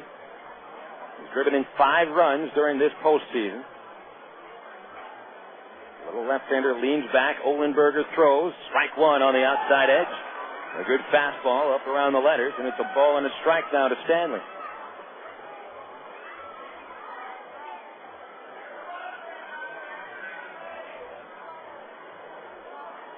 Olenberger reading Del Chiaro. The sign accepted.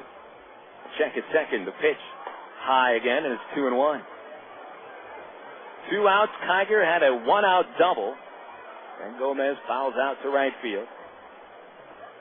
Stanley is the second opportunity for the RockHounds with a runner in scoring position here in this inning. Olenberger trying to keep it scoreless heading into the bottom of the 5th. Here's a 2-1 pitch.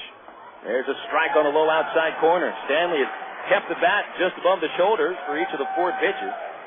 And the count runs to 2-2.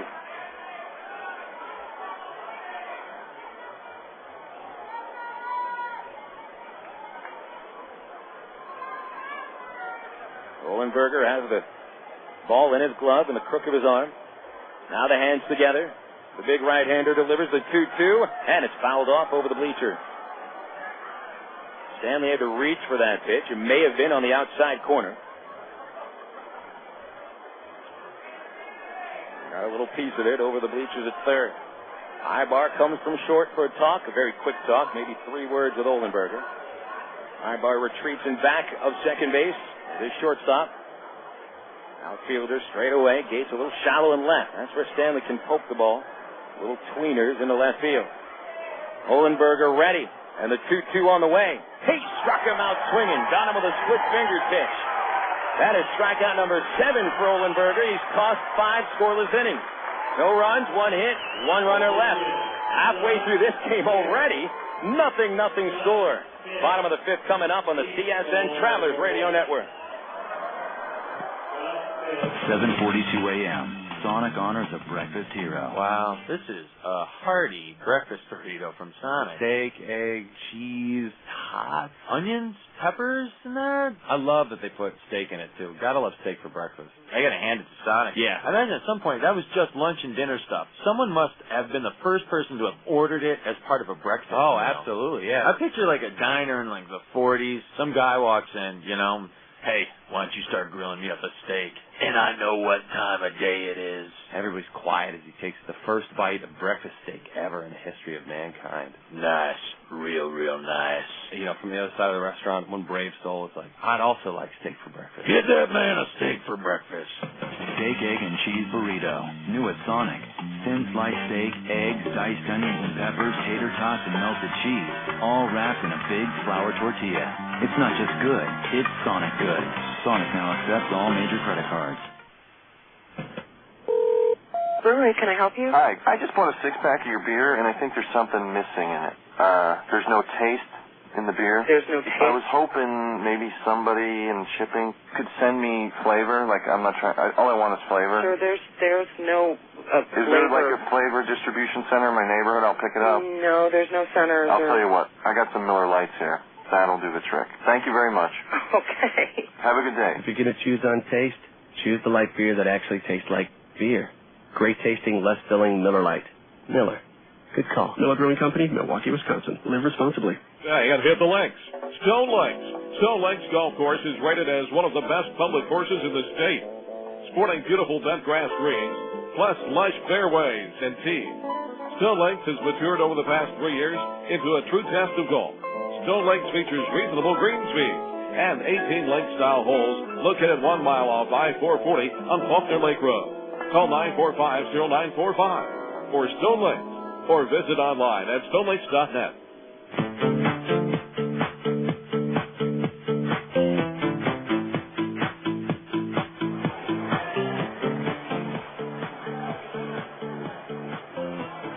Travs will be swinging against a different pitcher now as Daric Barton has replaced Matt Lynch for the bottom of the 5th inning.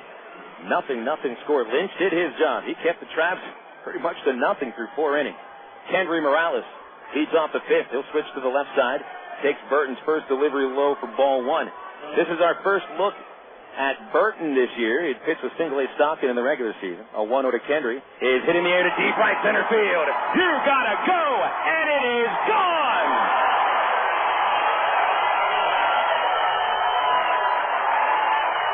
Daric Barton, welcome to Ray Winder Field. May I introduce you to Kendrys Morales.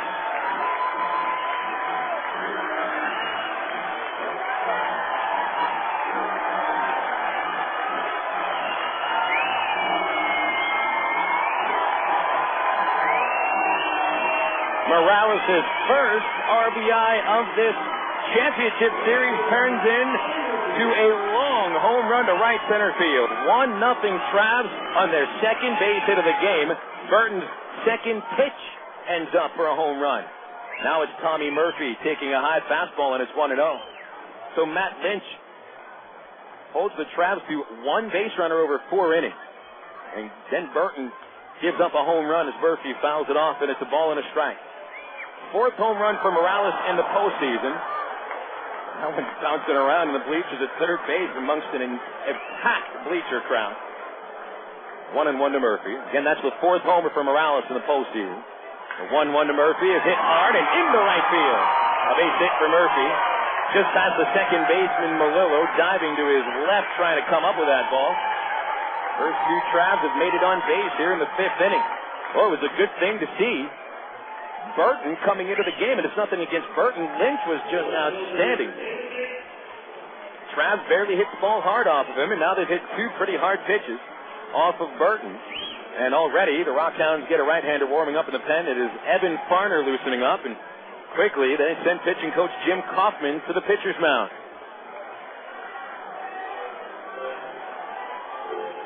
Now, before the game today, Travelers assistant GM Pete Lavin awarded Morales his Angels Player of the Month for any batter during the month of August. They had a ridiculous month of August.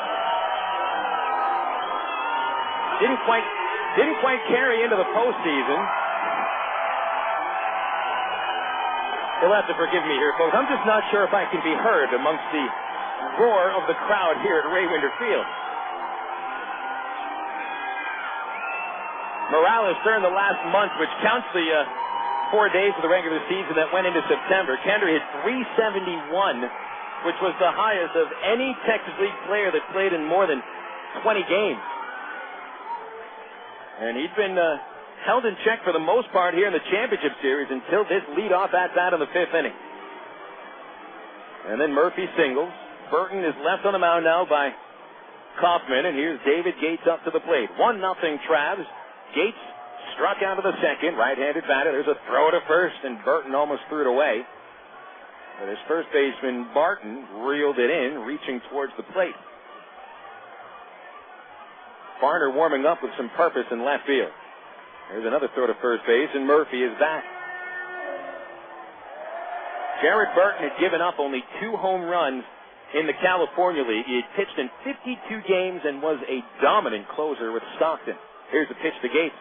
A swing and a base hit into left field, right between third and short. The first 3 batters have made it on base. The last 2 have singles. Murphy stops at second. Gates at first. First and second, nobody out, and it looks like Vaughn Hayes is going to go to Farner. Hayes is up out of his chair in the dugout, and he is out of the dugout, walking to the mound as Daric Barton faces 3 batters, and they all reach base.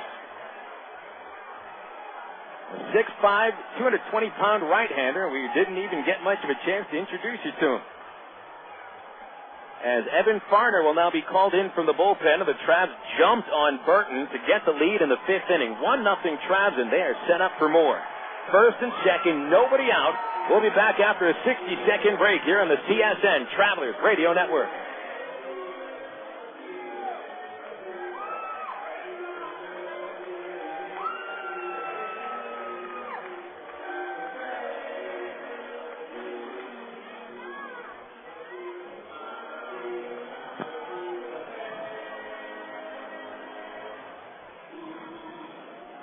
Dad, can I ask you something? Sure, what's up? There's this girl I kind of like. Well, if there's one thing I know, it's women. Really? Well, they didn't call me Velvet for nothing. I don't get it. Smooth. I was smooth.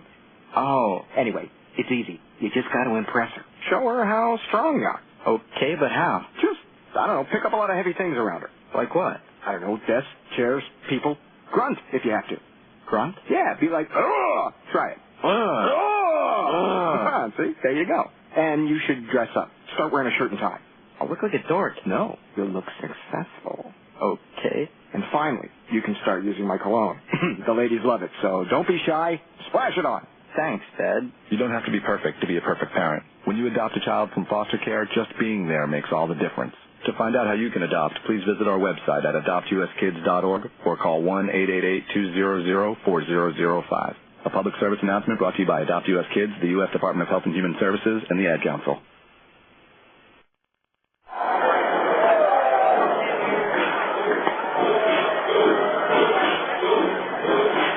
The faithful at Hayward Field have waited a few innings here to have something to really cheer about, at least offensively, and they've been given a few reasons to cheer here in the fifth inning as the first three batters of the inning reach base. The first, Kendrys Morales, circled the bases with his first home run of the championship series. Tommy Murphy singles, David Gates singles, Daric Barton leads the game, and Evan Farner replaces him. Farner, 6'2", 200 pounds, another pretty good setup man this year, but does not come in a set-up role. 7 wins, 2 losses, 3 saves in the regular season, and a .248 earned run average. Farner in the postseason has made 3 outings. He's only allowed 2 hits in 5 innings, no runs. Hasn't walked a batter, and he's struck out 8. David Matranga comes up to the plate, and the Travs have a situation here where they could try for the sacrifice bunt. You've got Murphy at second, Gates at first. Decent speed there. Murphy the speedier one. And Matranga is pretty handy when it comes to squaring around. Farner from the stretch. Matranga hasn't given the secret away yet. The wheel play on. Here's a turn by Farner to second, and he holds onto the ball. And Matranga never took the bat off his shoulders.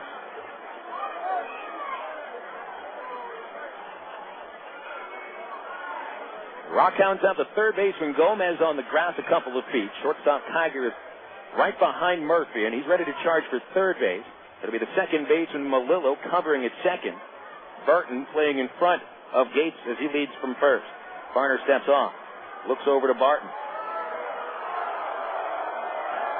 Barton points to his third baseman Gomez, who relays the signs to Farner.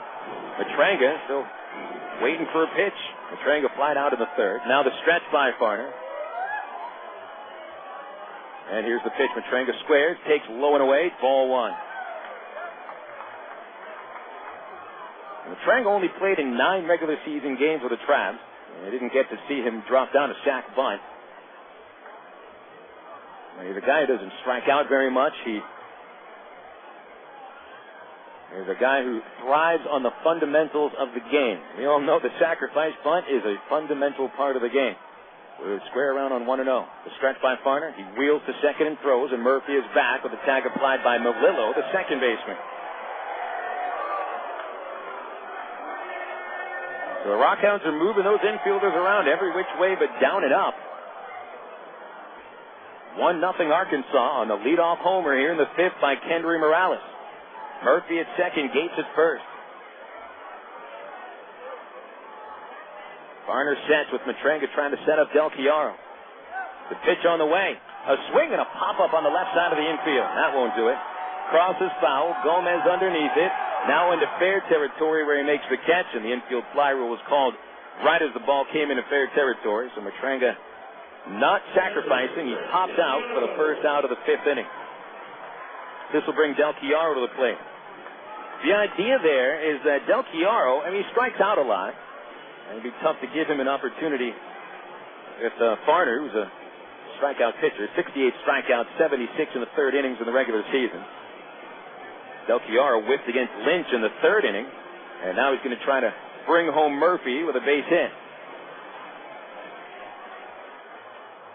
I could expect fastballs here to Del Chiaro. Farner working from the stretch quietly, brings the hands together, checks over at second, now throws the pitch, and it's swung on and fouled back. Dell got a nice swing at that pitch, but it is 0-1. Barner also another split-fingered fastball guy.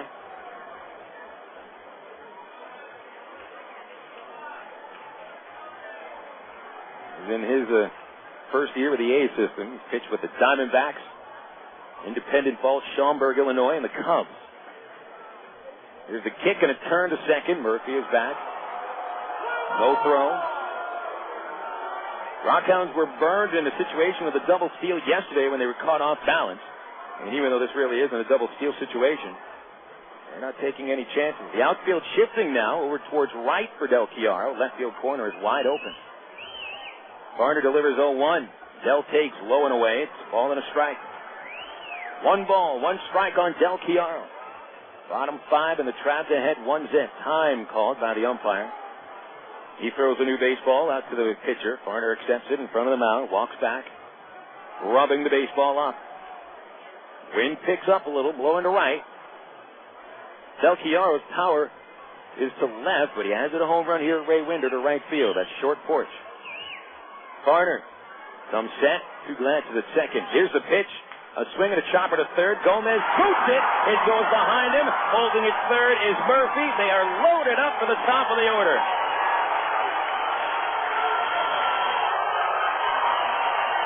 Gomez committed an error yesterday in the 8th inning that allowed the tying run to get on base in the 8th. And a huge error here in the 5th. A possible double play chopper to Gomez, and it went right off his glove to the left side of his body and died along the third base line in short left field. Murphy at third, Gates at second, Del Chiaro at first, and Erick Aybar coming to the plate. Aybar hit the ball hard twice today, but he's 0 for 2. Both those at-bats against the southpaw Lynch. Now Aybar switches over to the other side and bats left-handed against the righty Barner. 1-0 Trabs, a chance to get this game much further away. Barner will work from the stretch. Here's a pitch. A swing, a pop-up on the left side. Foul territory. Towards the fence goes Gomez. It is out of play. 3 rows deep, and it's 0-1 to Aybar. Murphy and Gates are the property of Daric Barton, and Del Chiaro the property of Barner. Aybar going to get a new bat. Comes out with a black one. Eric this year hit .250 and 12 at-bats with the bases loaded. The Trabs hit 3 grand slams, 2 by Tommy Murphy, 1 by Alberto Callaspo.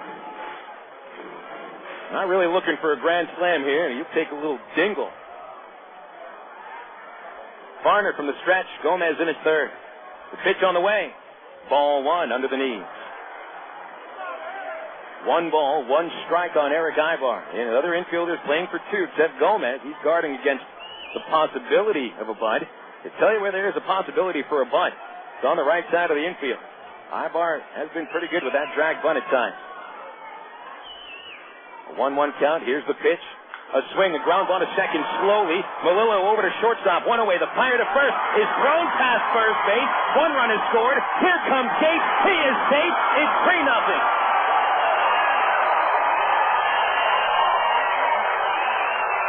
Kiger threw that relay past first baseman Barton, trying to get rid of the ball and throwing it harder than I've ever seen Kiger throw a baseball. Aybar beat that relay anyway, and Kiger's attempt to double him up cost the RockHounds a run. Credit Aybar with an RBI on the fielder's choice to the second baseman. The out at second base goes 4-6. Murphy scores on the fielder's choice. Gates scores on the error.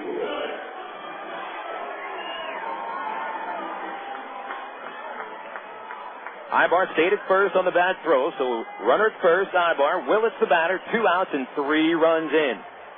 Barner from the stretch, and he'll throw to first. Aybar dives back. He's safe just ahead of the tag. 2 gigantic errors by the RockHounds here in the 5th inning. 1 by Gomez, the third baseman, the other by Kiger, the shortstop. Left side of the infield, letting Midland down here. Willits is 0 for 2. He's flied to right twice, gets his first at-bat left-handed, and takes a pitch low, ball 1.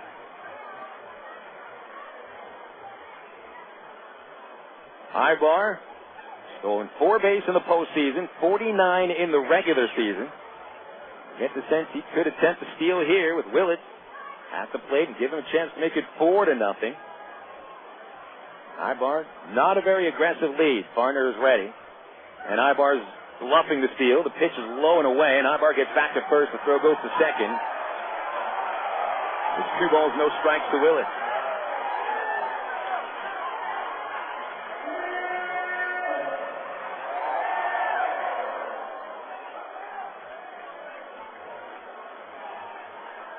Two and 0 to Willits. RockHounds seem a little jumpy right now. Aybar didn't get a good break on his attempted steal. That's why he stopped. He would have been thrown out by a lot. Now the stretch by Farner. Long pause. He throws to first. Aybar dives back and is safe. Close call again.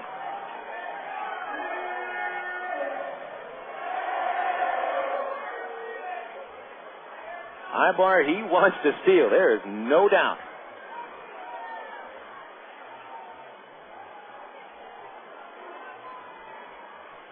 Two balls, no strikes on Reggie. The stretch by Farner. The right-hander delivers. Willits fouls it in the air. Pops it up over the press box roof, and it's 2-1.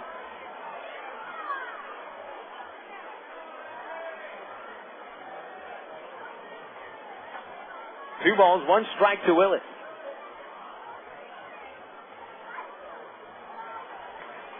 Three runs in here in the bottom of the fifth. 3-0 Arkansas. Trav's trying to force game 5. Aybar creeping away, only about a 3-step lead. A little tentative at the moment. Farner ready. Here's the pitch to Willits. It's ball 3 on a fastball under the knees. 3-1 to Willits, the 6th batter to come to the plate here in the 5th inning. It started on a homer by Kendrys Morales off Daric Barton. Murphy and Gates single, pop out by Matranga. Del Chiaro's chopper was booted by Gomez at third, and Aybar's ground ball with a force out at second. The relay was thrown away. 3 runs have scored. 3-1 to Willits. Farner delivers. Ball 4. A low fastball. Aybar to second, Willits to first.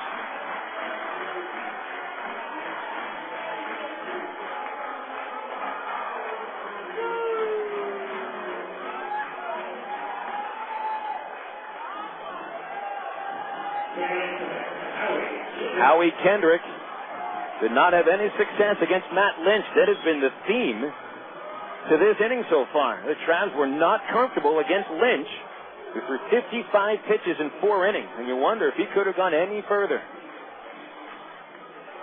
They look mighty comfortable here in the 5th inning, though they haven't hit the ball all that hard against Farner yet. All 3 hits here in the 5th came against Burton, the first reliever. Kendrick hit to the mound and struck out against Lynch. A chance to make it 4-0. Big lead by Willits, short lead by Aybar. Here's the pitch to Kendrick. He swings, grounds to first, picked up by Barton, and he goes to the base unassisted. Trav's rally is over in the 5th inning. 3 runs come home on 3 hits. 2 gigantic errors, 2 runners stranded. 3-0 Travs. They get in front of the 5th inning. We go to the 6th. Now this on CSN from Settle Office Products. When it comes to a full line of office products, the name is Settle Office Products, 4412 MacArthur Drive in North Little Rock. They've been in business on MacArthur Drive for 23 years.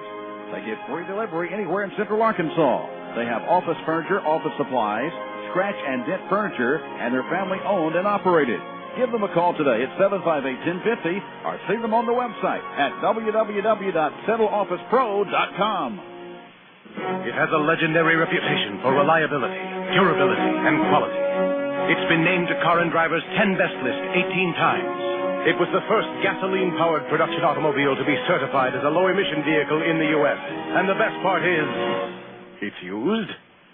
Proof that how you start out in life is a good indication of how far you'll go.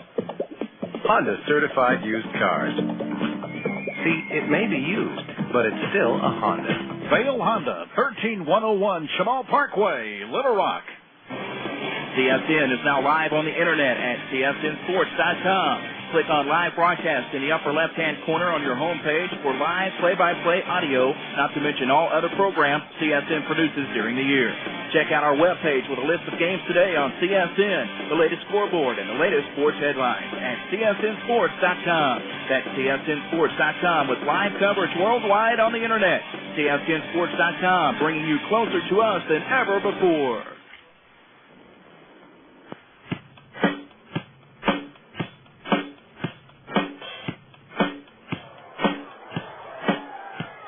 Casey Olenberger now has a 3-run lead to work with as we start the 6th. And Daric Barton leads off. Olenberger will deliver a fastball low and away for ball 1. 5 innings, and Olenberger has pitched around 5 hits. He hasn't walked anybody. 7 strikeouts. Barton's been the toughest out. He's 2 for 2. Pitch on the way.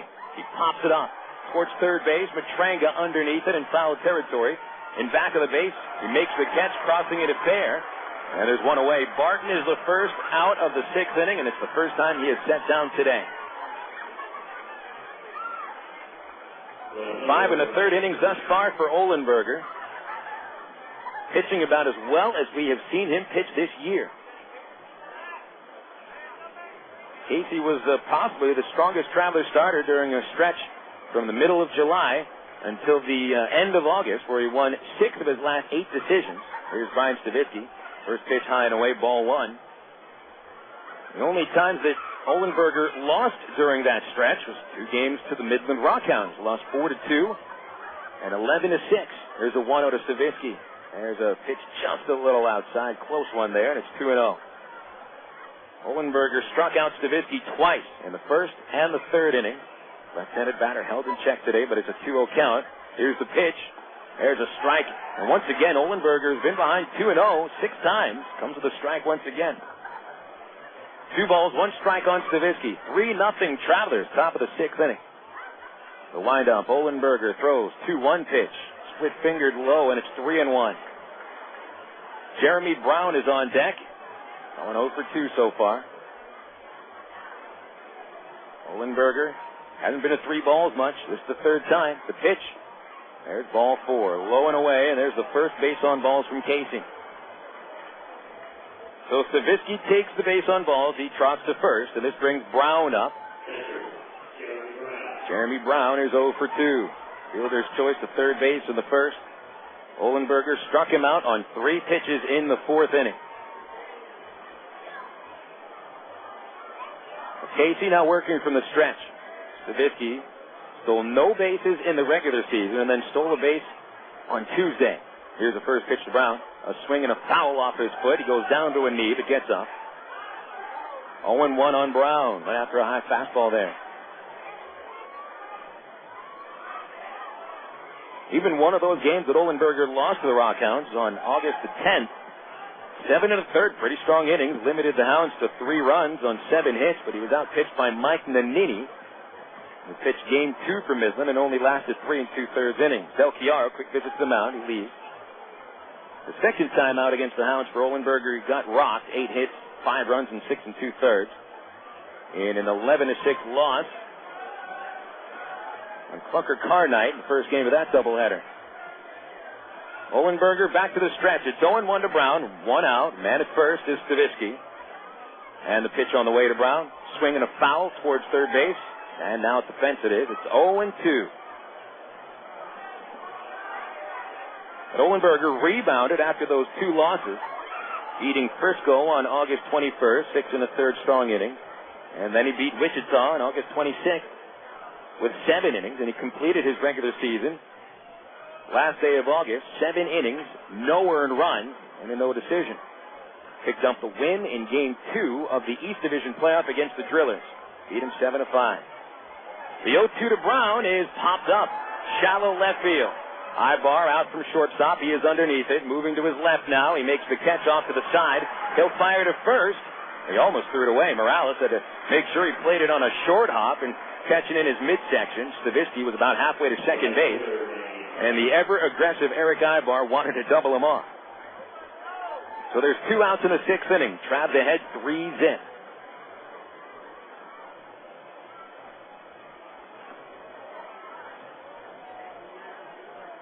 Danny Putnam will now step into the plate. Left-handed batter at the infield single to third base in the second inning. Grounded out to third base in the fourth. So Matranga at third base, he is ready. A step behind the bag. Now the pitch on the way. And Putnam looks at a strikeout to Leonard. It's 0-1.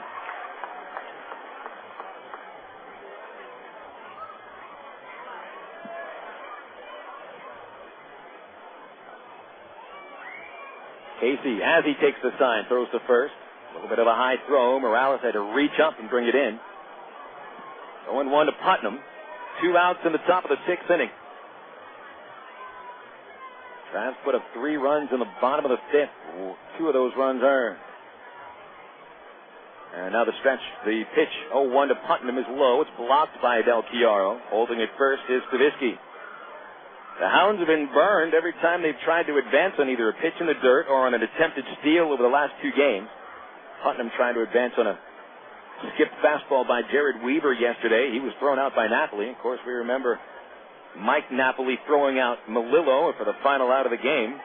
Man's been caught stealing today back in the 3rd. The 1-1 to Putnam is hit up the middle and into center field. The 2-out single for Danny Putnam. Willits gets to that ball and picks it up. Stavisky holds at second base. This will bring the tying run to the plate, and power hitting Jason Perry coming up. Now, I don't think this is Perry now coming up. This is Perry.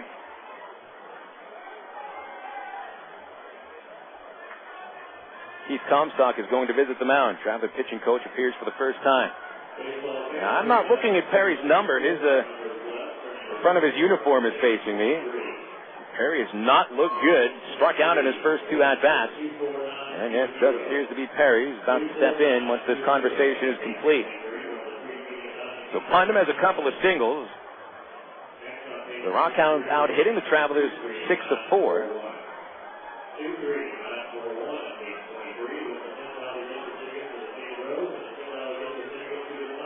Meeting broken up by plate umpire Steve Bertoni. Trav's third-string catcher, Tim Duff, is out of the dugout. He's jogging to the mound. Matt Wilhite is getting ready now in the bullpen. He's just thrown his first warm-up. Perry steps into the plate. Over the postseason, he is 0 for 6, 5 strikeouts. Olenberger with him in the 2nd and in the 4th. First and second base, 2 outs. 3-0 Arkansas, top of the 6th inning. Olenberger is ready. He deals. Perry takes a high fastball. It's 1-0.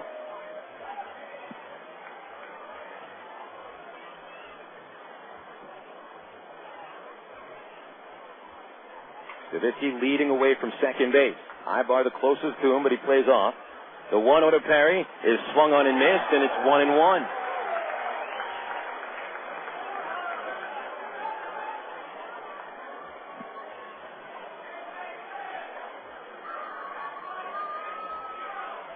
Outfield straight away for Perry as the big right-hander Casey Olenberger sets at his neck. The 1-1 pitch is ball 2 under the knees. It's 2-1.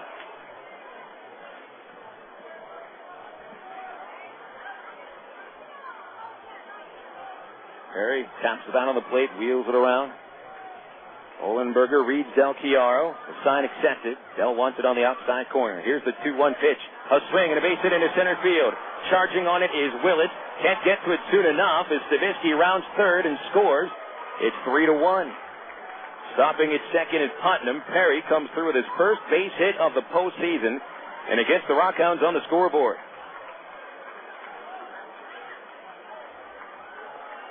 Tying run is on base now as Kevin Melillo comes up.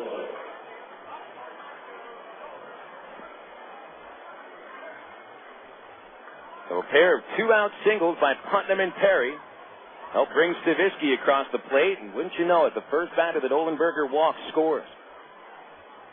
Melillo has popped out twice. Second inning into the 5th inning. He gets a chance in the 6th. The pitch on the way, and he's out in front of a changeup. Swings and misses. Strike 1. This might be the last batter Olenberger faces if he allows him to reach. Mark Kiger is on deck. He's 2 for 2.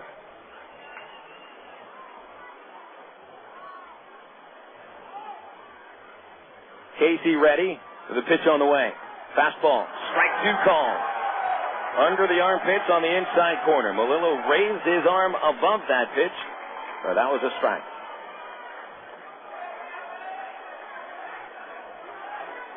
Nothing in 2 to count on Melillo. Olenberger trying to hold this lead into the 6th inning. And the 0-2 pitch on the way. It's grounded foul outside first. Lonnie Bradley, our fishnet fan who owns B&H Pawn Shop in North Little Rock, brings that fishnet every game. Came close to scooping that up. Wouldn't you love to get a ball from the championship series? We'll have to wait till the next foul ball comes his way. Olenberger trying to get that final out of the 6th inning. The 0-2 pitch is popped up again. Left side of the infield, Matranga calling it. Underneath it, reaches up, makes the catch. Olenberger holds the lead as Melillo pops up for the 3rd time. 1 run scores for the RockHounds on 2 base hits, no errors, and 2 runners stranded. The Travs will come up in the bottom of the 6th inning, trying to add to a 3-1 lead in Game 4 of the Texas League Championship Series. This is the CSN Travelers Radio Network. That only Gwatney Chevrolet in Jacksonville offers a 3,000-mile warranty on every used vehicle. That only Gwatney Chevrolet puts a brand new set of tires on every used vehicle. That only Gwatney Chevrolet puts a bedliner in every used truck. That only Gwatney Chevrolet offers a certificate of assurance that every used vehicle is good enough for a mom to drive. That only at Gwatney Chevrolet will you get the new car smell without the new car price. That Gwatney Chevrolet in Jacksonville is the only place to shop for new and used. An accident involving a large truck can cause a lot of damage. If you're injured, you need a law firm that knows what they're doing. And while facts differ and results vary, we've got a verdict as large as $12.5 million in a single tractor-trailer case. Put this experience on your side. Call us at Gary Eubanks & Associates. We'll win your case, or you don't owe us a dime. AmeriPride Services is the linen and apparel company to get your team into a professional uniform program. AmeriPride features a wide range of high-quality custom programs for the manufacturing industry, hospitality and food service, medical or dental uniforms, and professional and executive wear. Call 664-5575 to schedule a presentation with an AmeriPride consultant. Also specializing in the finest quality table linens, rental mats, and restroom services. Call 664-5575 for AmeriPride, the official garment supplier of the Arkansas Travelers.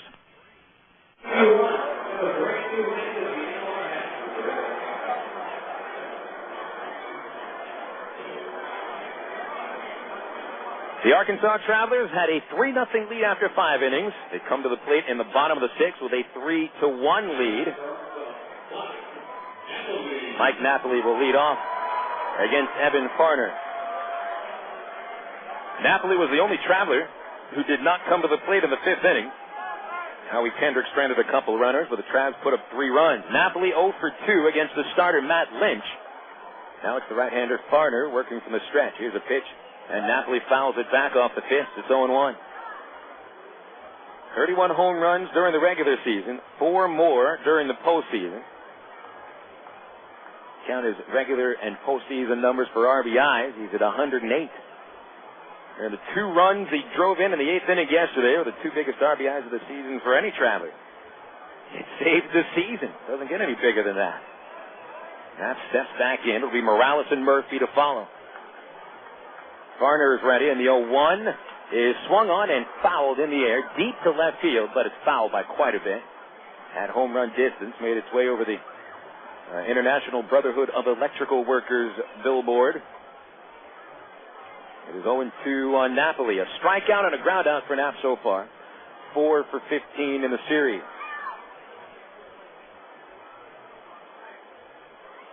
Farner quietly stretches, kicks, delivers, and the slider is low. Napoli looks at ball 1.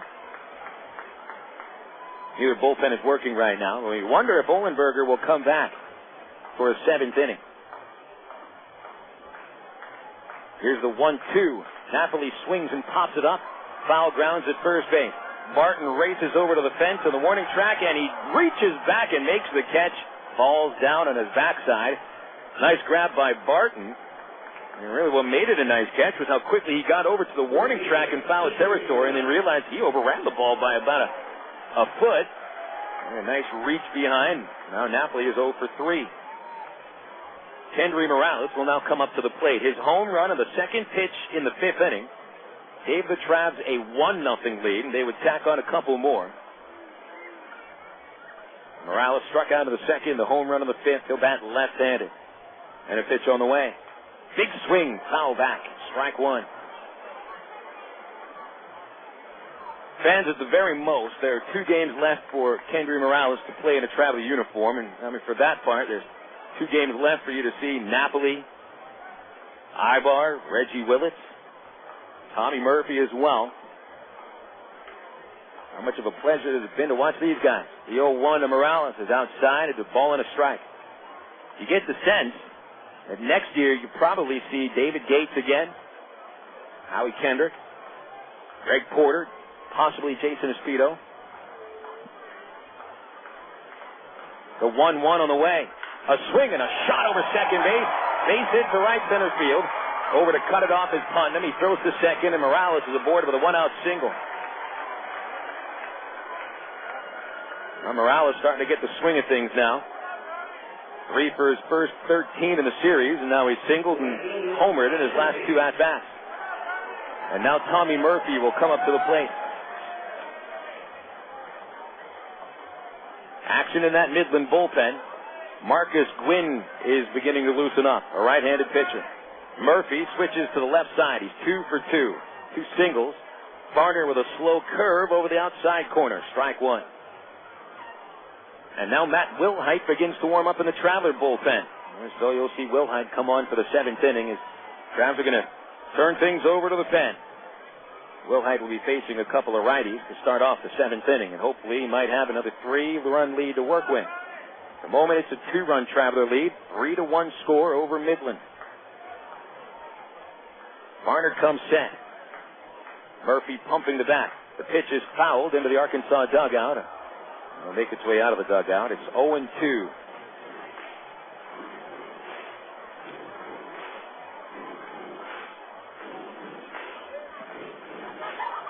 No balls, 2 strikes to Murphy. 4 singles in the postseason for Murphy. The second most extra base hits on the team in the regular season. Here's the 0-2 pitch. A swing and a miss. He's striked out. High and tight from Farner, and Murphy unable to hold back on that pitch. 2 away in the 6th inning with Farner doing a fine job so far. Here's David Gates. The Travs have not used any of the substitutions yet. They still have Espino, Porter, and Mike Elward on the bench, as well as Tim Duff. Dave Matranga swinging on deck. Gates singled his last time up. He struck out of the second. Gator is 1 for 2. Morales the lead from first with 2 outs, and Gates looks at a strike as it drops on the inside corner. 0-1 in the Traveler left fielder. Gates scored the 3rd Traveler run, the only unearned run of the 5th, on a throwing error by Kiger. Here's the pitch. He swings and misses at a fastball, and it's 0-2.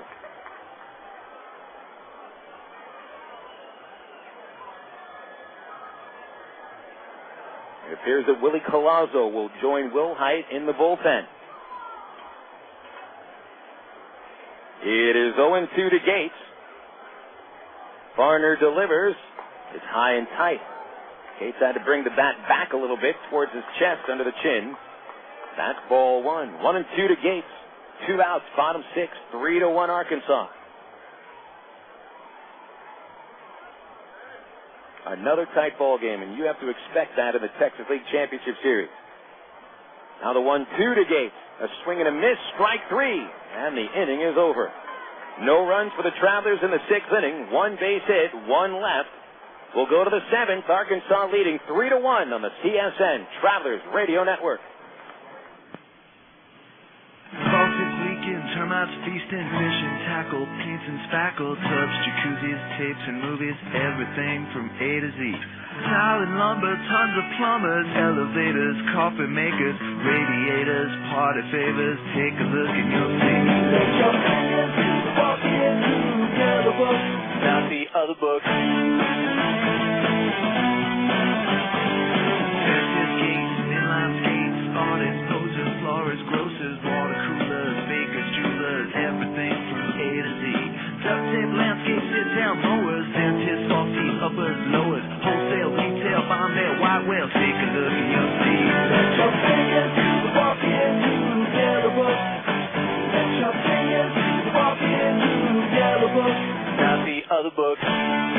place your ad at people's fingertips, call 1-800-YB-YELLOW. Yellow Book, not the other book. Go your own way with National Car Rental. Take a one-time trip and discover Arkansas. National's great weekend special is just what you need for a trip to the Ozarks. Or get your friends together and rent a minivan to historic Eureka Springs. National offers a wide choice of sizes and styles, from luxury cars to vans and sport utility vehicles. Unlimited mileage rates are available. National Car Rental has two convenient locations, Little Rock Airport and North Little Rock at 3919 Park Avenue. See National Car Rental's ad in the Yellow Pages. Go your own way with National Car Rental.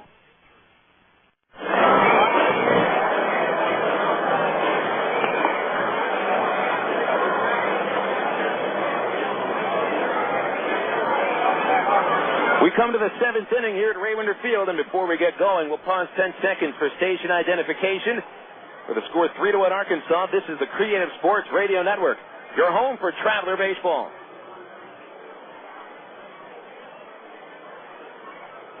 Leading off the RockHounds, shortstop Mark Tiger.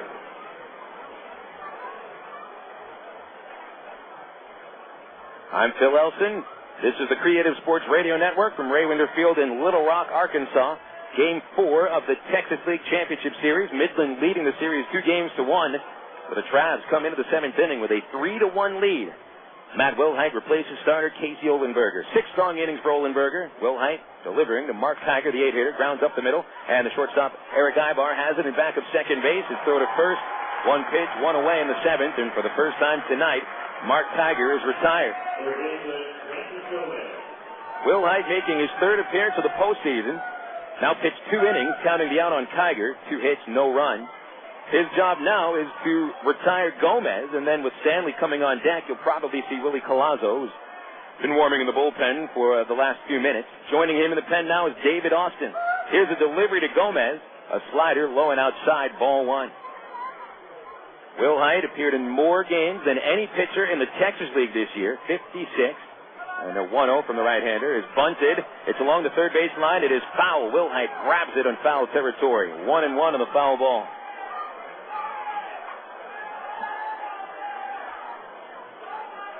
Gomez is the second RockHound batter to attempt to bunt his way on today.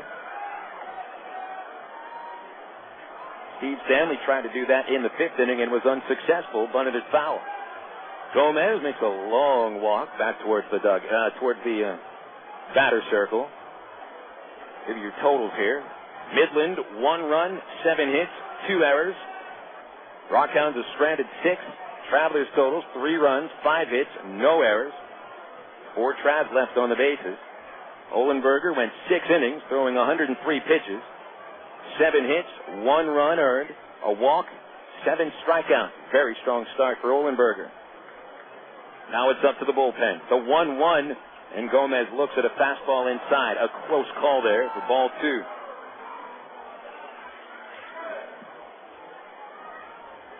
Wilhite, the submarining righty from Kentucky, with a 2-1 pitch hit to the mound. Wilhite saves that one. He'll run off the mound towards first and flip to Morales for the second out. Tom Gamboa talking with Keith Comstock in the front row of the dugout. They've made up their mind. Here comes Willie Collazo from the bullpen. So Wilhite does his job, 2/3 of an inning, nobody reaching base. And now Willie Collazo will come on, try to set down Steve Stanley. So we're going to pause here in the 7th inning. 60 seconds for this pitching change on the Creative Sports Radio Network.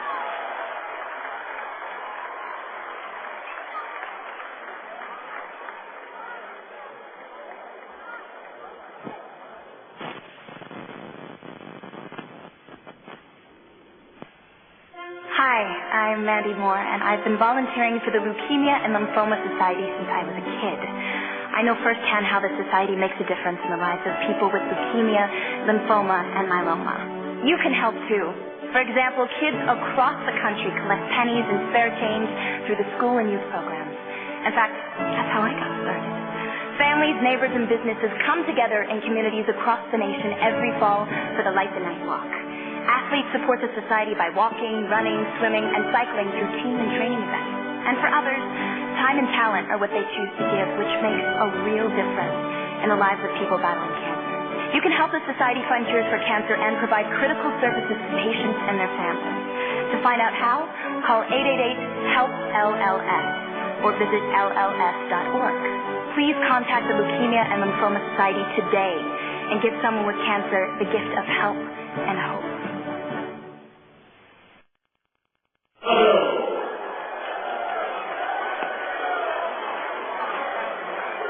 Willie Collazo has come out of the bullpen, the only left-hander the Travs have in that pen. And he inherits a 3-1 lead. His role now is to retire Steve Stanley. There's 2 outs and the base is empty in the 7th inning, and the Travelers leading the RockHounds by a score of 3-1. Travs hadn't done much of the plate in the first 4 innings. They had only 1 base runner until Matt Lynch was relieved by Daric Barton for the 5th. Kendrys Morales had a solo home run to start that 5th inning. Travs scored a couple more runs in that inning. A couple of errors, 2 base hits, 2 fielders' choices equaling those runs, and the Hounds got their run. 2-out single by Jason Perry in the 6th brought home Brian Stavisky. Here's Stanley, 0 for 3, a couple of strikeouts against Olenberger, and now Collazo delivers. Stanley looks at an outside fastball, and it's 1-0. Collazo pitched in Game 1 of this series when Daniel Davidson was lifted with 1/3 of an inning under his belt on Monday. Collazo 4 2/3 strong inning. One out of Stanley is looped over third for a base hit to left. Coming on to play that is Gates. Tying run comes to the plate in the form of Daric Barton, the guy you do not want coming up to the plate right now. A little blooper by Stanley, the RockHounds' 8th base hit of the night.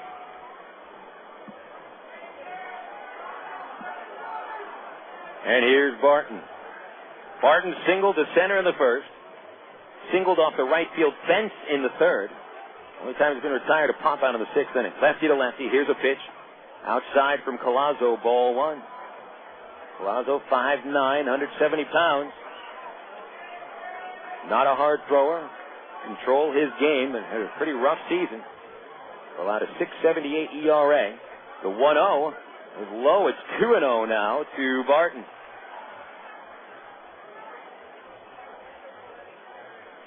David Austin still working in the bullpen. Collazo gets the sign. It's a 2-0 count. A step over to first and a throw, and Stanley is back. Travs 3, Midland 1 at the top of the 7th inning. Trying to send us into the 7th inning stretch. Collazo's 2-0 pitch to Barton is a strike on the outside corner. Now it's 2-1.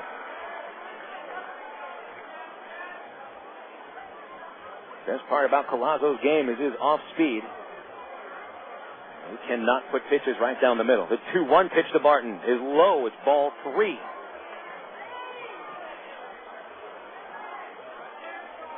Three balls, 1 strike on Barton, and Brian Stavisky on deck. Collazo sets. Delivers. It almost hit Barton. Ball 4.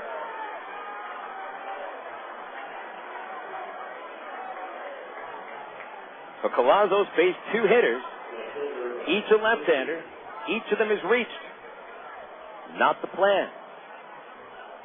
Another left-hander coming up now, Brian Stavisky. Travs very susceptible when it comes to left-handed hitters.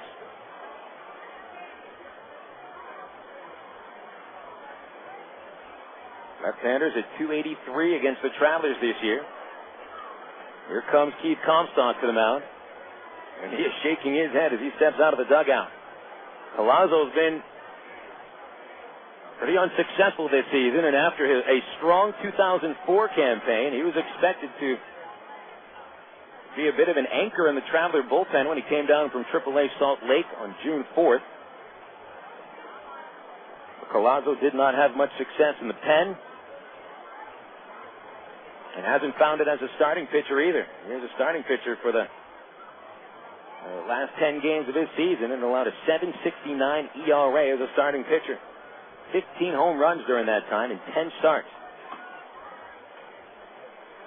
Bertoni breaks up the meeting. Comstock leaves, but Del Chiaro hangs around for a few more words, and now Bertoni and Del Chiaro jog back behind the plate together. Travs 3, Midland 1. The tying run is on base. The go-ahead run is at the plate. It is Stavisky. 2 strikeouts and a walk against Olenberger. Stavisky scored the only Midland run in the 6th inning. Collazo kicks and throws. It is hit on the ground between first and second into right field. Stanley wants to score. Murphy throws to the plate. It is not in time. It's now a 1-run game as Collazo has faced 3 hitters. They've all reached with 2 outs. And Tom Gamboa is taking him out of the game.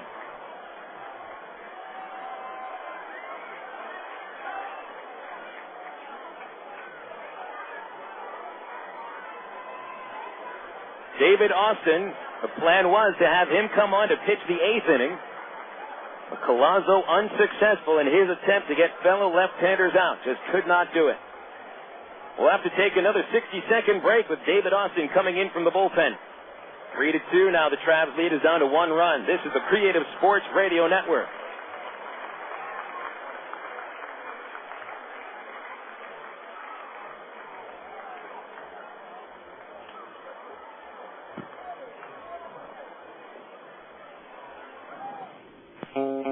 Hi, I'm Roseanne Cash. To millions of people, Johnny Cash was a music legend. To me, he was just Dad.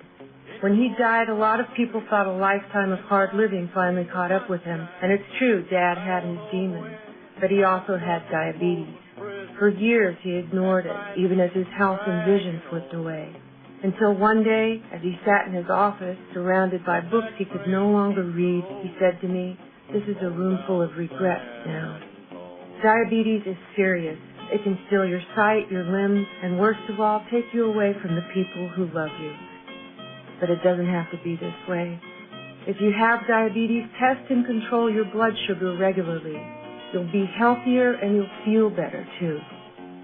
For a free new guide on managing your blood sugar daily, visit healthywithdiabetes.org.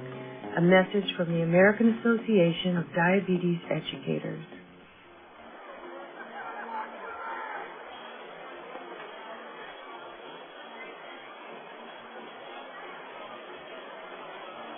Midland attempting to rally with 2 outs in the 7th inning.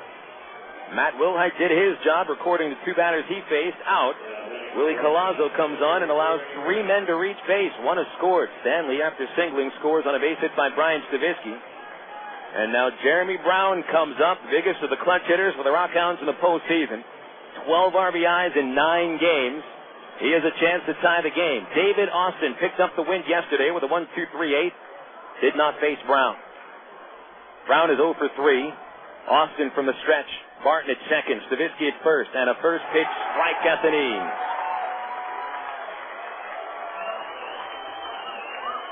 Oh, 0-1 to Brown. Grounded to third. Struck out and popped up today. The outfield straight away, a little deeper. And the infield a little deeper as well. Morales fairly close to the line at first base. Austin is ready. A check at second. And here's the 0-1 to Brown. He takes low on a check swing. They appeal. No swings at first base umpire Tiller, and now it's a 1-1 count. So Collazo gives up a run. He is responsible for the 2 men on the bases. As of now, Casey Olenberger is still the Travelers pitcher of record. Hopefully that stays the same going into the bottom of the 7th inning. Here's Austin's 1-1. Brown swings a high fly ball to deep left field. Gates is back of the warning track. At the wall. It is gone. Midland is in front. A 3-run homer by Jeremy Brown.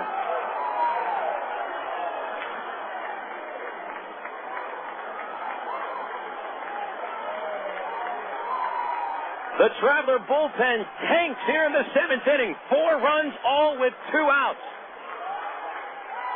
It is 4-3. Midland leads for the first time today.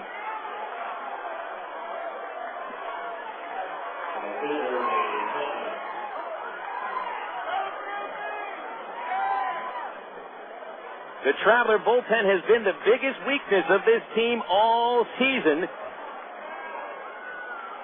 And the proof is in the pudding. 4 runs with 2 outs here in the 7th. Danny Putnam now stands in. Still trying for that last out, and the first pitch is grounded to Erick Aybar short, and the throw to first will end the inning. But the damage is done.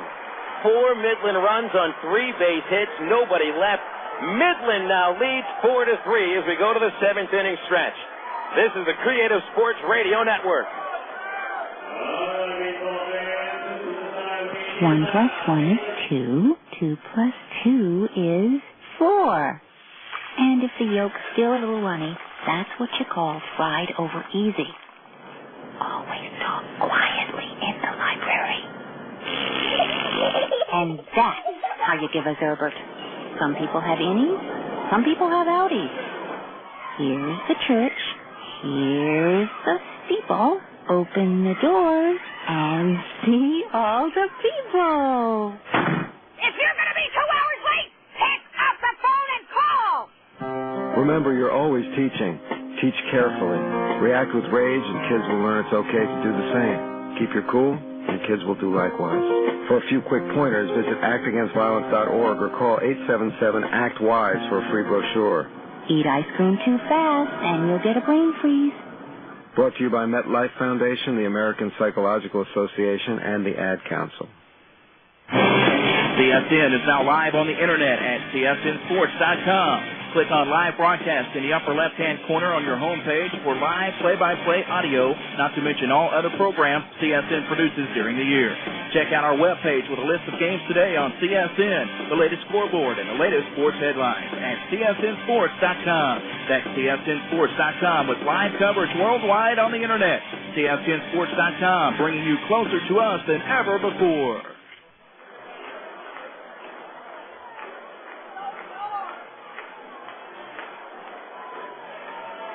Midland RockHounds finish a 4-run rally in the top of the 7th inning, taking a 5-3 lead now into the bottom of the 7th. And the Travs had to come back from down 1 run yesterday. Will have to come back from down by 2 now. Travs had a 3-0 lead. It has evaporated like powdered milk over the last 2 innings. 1 run in the 6th, 4 runs in the 7th. Willie Collazo now the pitcher of record as he faces 3 batters. They all reach, they all score. And now the RockHounds bring out Marcus Gwyn from the bullpen. Gwyn replaces Evan Farner, who's now the pitcher of record. He went 2 innings after Daric Barton didn't retire any of the 3 batters he faced. Only 1 hit off Farner, no runs, 1 walk, 2 strikeouts. Gwyn, when he's on, he is dominating. In the postseason, he's won 3 games, allowing 1 run in 3 1/3 innings. During the regular season, Gwyn had a 2.86 ERA, allowed only a 2.40 batting average. 28 1/3 innings, 24 hits, 17 walks, 21 strikeouts, but he can be wild. The work from the stretch, and David Matranga leads off. And the first pitch is off speed and low and away for ball 1.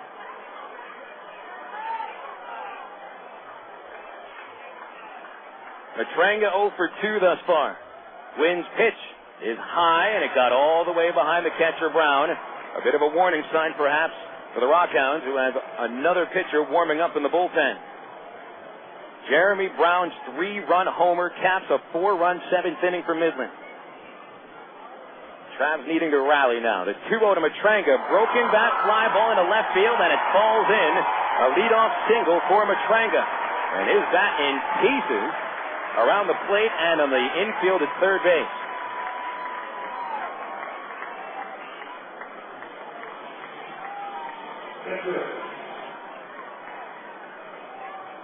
Brent Del Chiaro is scheduled to bat, but he will not get a chance to hit.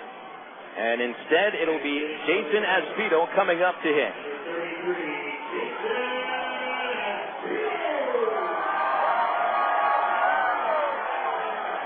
Aspito, a left-handed batter, hit a 2-run homer yesterday. He's 3 for 9 during this series with a couple of home runs. Aspito has hit 6 homers against Midland this year, counting the playoffs. And Gwyn delivers to Jason, and the fastball is low. 1 ball, no strikes. Del Chiaro finished the game 0 for 2, reaching on an error. Aspito, a 268 regular season batter with 8 homers. He swings and fouls one away, and it's a 1-1 count now. Matranga at first. Gwyn on the mound. And Sean Cohn warming up in the Midland pen. Midland tries to set things up for Alex Santos in the ninth inning. Gwyn comes set to the belt. And the 1-1 to Espino is popped up over third. Long run for Gomez towards the bullpen. And he makes the catch in fair territory and then falls down. About 70 feet into left field, right on the foul line. It looked like Gomez almost overran that ball, but at the last moment he reached behind his head and brought it in. Espino cannot reach base as a pinch hitter, and so Erick Aybar now comes up.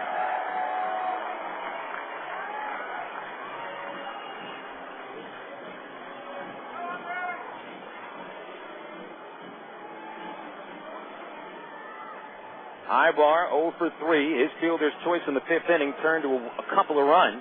And the first pitch, he whips the bat and fouls it. Strike one. 5-3 Midland leading after the Travs had what looked like a very comfortable 3-0 lead in the fifth. Now Midland hands the lead to their bullpen. The 0-1 to Aybar is ripped foul along the right field side. Jason Espino, the closest one to that ball, as he's jogging out to the bullpen to start to warm up his arm. I see Espino play the outfield next inning.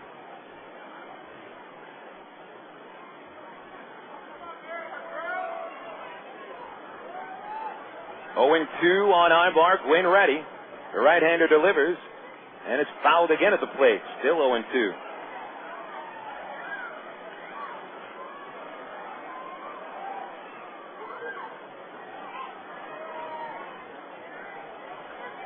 Aybar carefully standing back in. He represents the tying run. Matranga from first, one away. Gwyn's 0-2 is fouled off again. 4 pitches, 4 foul balls.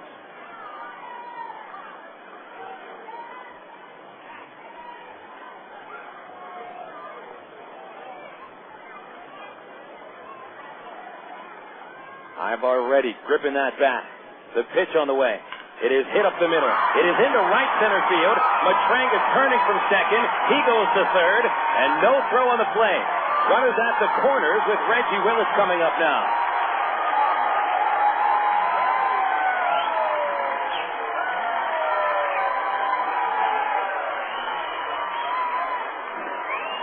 So the Travs fighting back here in the 7th inning.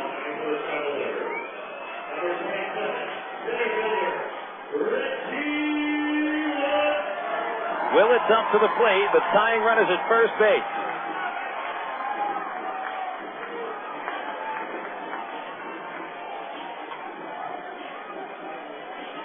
Gwyn has allowed 2 base hits, and here comes Vaughn Hayes, the Midland manager, out of the dugout.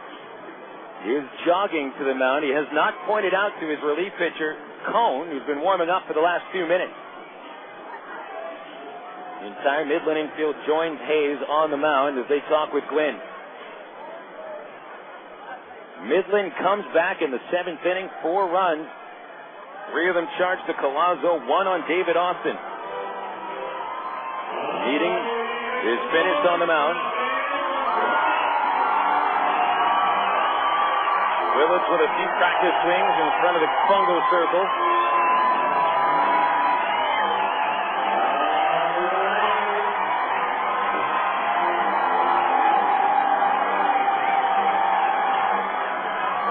Reggie is flied out to right field twice. Took a walk his last time to the plate. Switch hitter batting left-handed. Gomez even at third. Time is called as the umpires all throw their hands up. Not sure who called time. Willits straps those batting gloves on. The look of the barrel of his bat. He steps in, taps the bat on home plate. Middle infield is a double play depth as the stretch comes by Gwyn. There goes Aybar for second. The pitch is a strike. The throw to second base. Gets into center field. And here comes Matranga to the plate. Aybar to third. And it's 5-4.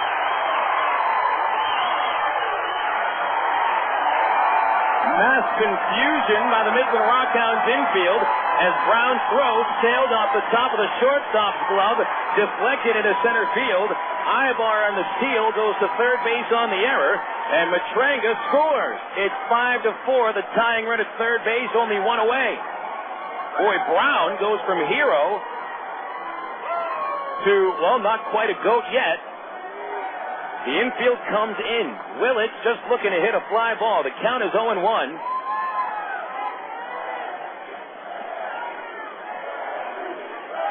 Willits hit 8 sacrifice flies during the regular season. Here's the pitch, and it's low and inside.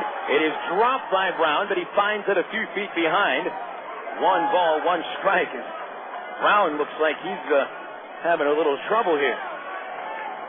Aybar ran on that first pitch to Willits, and I'm telling you why, you had to expect that.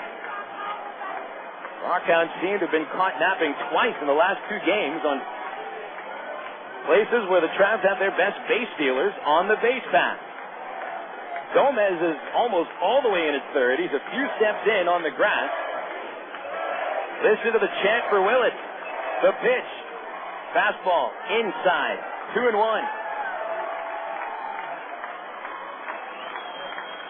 Kendrick and Napoli are scheduled next.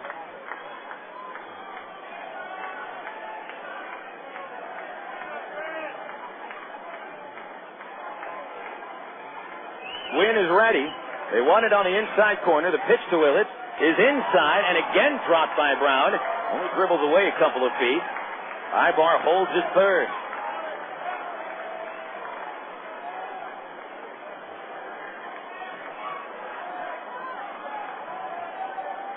Five to 4 Midland.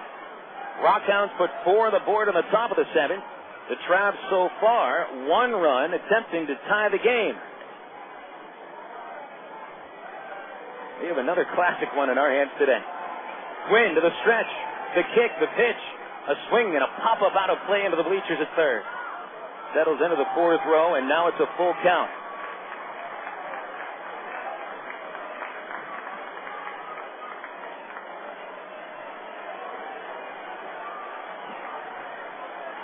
Three balls, 2 strikes on the Traveler center fielder, Reggie Willits.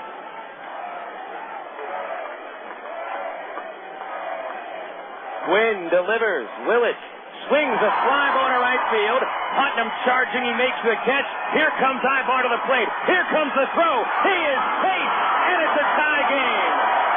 Aybar dives in head first. He collided with Brown. He shouldered him in the leg, and he gets mobbed by the Travs as he comes back into the dugout. A shallow fly ball turns into a sac fly.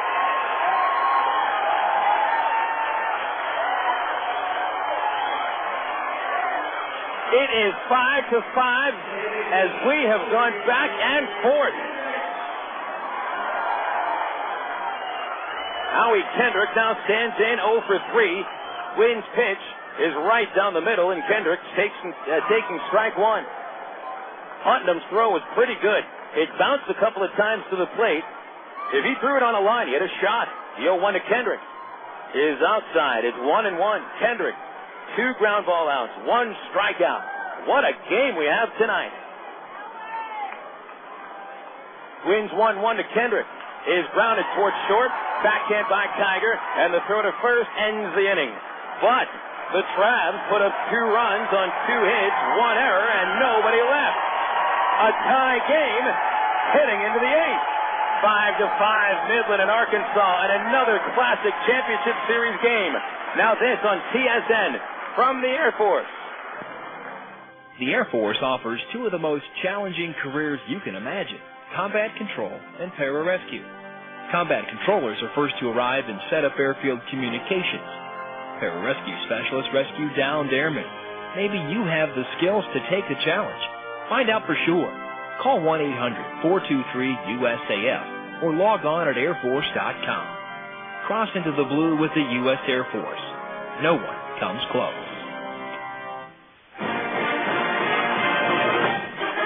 The Arkansas Razorbacks are looking to make it back to the Bowls this year. Hi, this is Ron Calcagney. Join me for the 3rd year in a row right here on CSN for the Arkansas Razorback Sports Report every week during the football season. Every week we'll give the latest news on the Razorbacks from Fayetteville, a look at the big game each week and the game plan, a flashback in the past, and interviews from the great hogs from the past and predictions of the big game. The Razorback Sports Report every Thursday at 5:30, Friday mornings at 8:30, Friday afternoons at 3:30, and Saturday mornings at 6:30. During the football season, right here on CSN. the Creative Sports Network.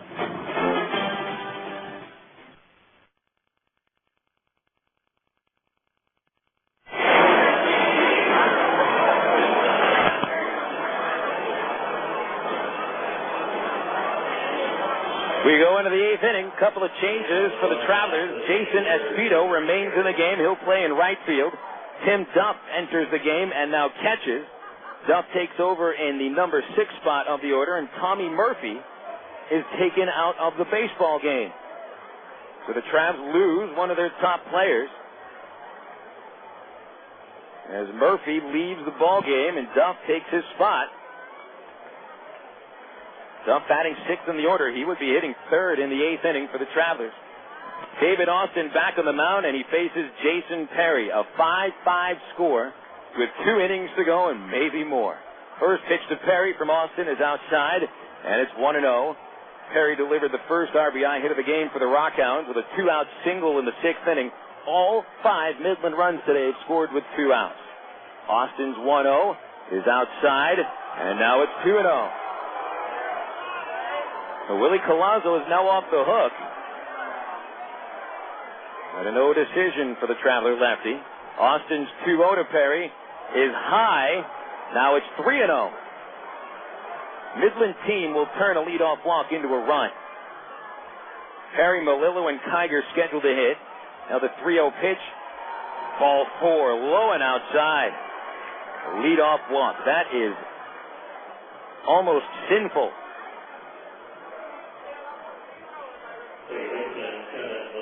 So Austin will have to pitch around that leadoff walk.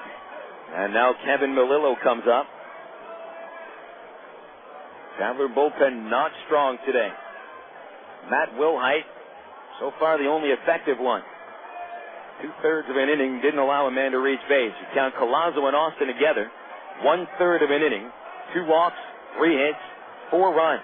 Austin's a lot better than this, and so is Collazo. Matranga creeping up at 3rd. Melillo left-handed, shows bunt, pops the bunt up. And it's Morales in foul territory making the catch for out number 1.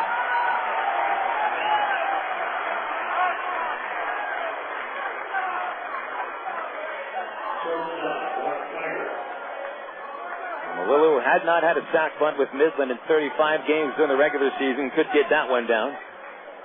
Now Kiger coming up. Sean Cohn still loosening in the Midland bullpen. We'll see him in the 8th. First, Austin trying to pitch around that leadoff walk. First out.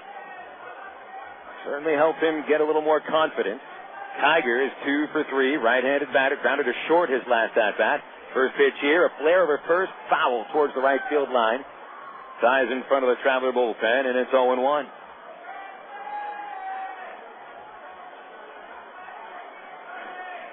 Five runs, 10 hits, 3 errors by the RockHounds. Those 3 errors, each of them has led to a run. Arkansas, 5 runs, 7 hits, no errors. Travs have taken advantage of the errors by the RockHounds. Here's Austin ready. Kiger waits. There's a throw to first, and back in there's Perry. Game-time sacrifice fly by Reggie Willits on a soft fly ball to right field. Critical play in that inning was Jeremy Bound's throwing error on Aybar's attempted steal of second. Here's the 0-1. Kiger swings and misses on an inside fastball. No balls, 2 strikes. Alex Serrano gets up off the bench in the bullpen. And it'll be the right-hander Serrano starting to get warm. Infield wants a double play ball, but Morales still holds Perry at first, a short lead. Austin's 0-2 to Kiger is in the dirt and dug out by Duff. Nice play. Went down to a knee on his left knee and blocked that one with the right side of his body. Travs still have a couple of players left on the bench in Mike Elward and Greg Porter. Gates, Willits, and Esposito in the outfield. Matranga, Aybar, Kendrick, and Morales on the infield. Austin ready with a 1-2 count. The pitch on the way. Kiger looks at strike 3 at the knee.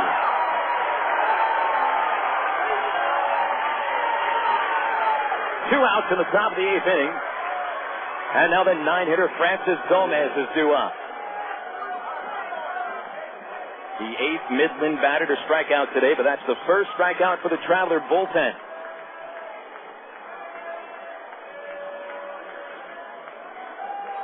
Duff visits the mound. When the Travs bat in the 8th inning, they start with Mike Napoli, then Kendrys Morales, and then it'll be Duff. It was a surprise, I think, to see that Tommy Murphy is the one pulled from the game.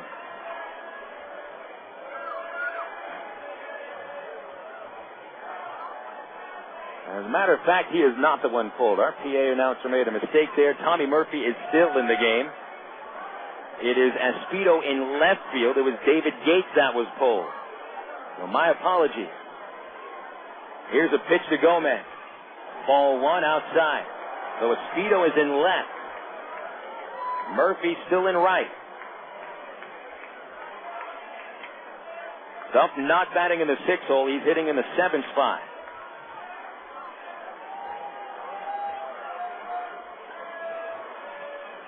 Time called by Gomez. He steps out. 5-5 score, top 8.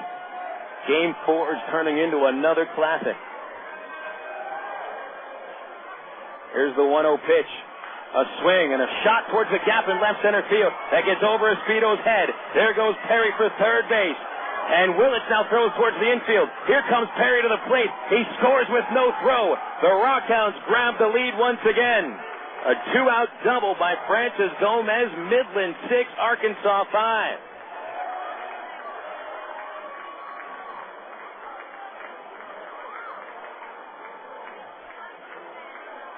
How many times does a leadoff walk come back to bite you in the rear? It happens right here in the top of the 8th inning.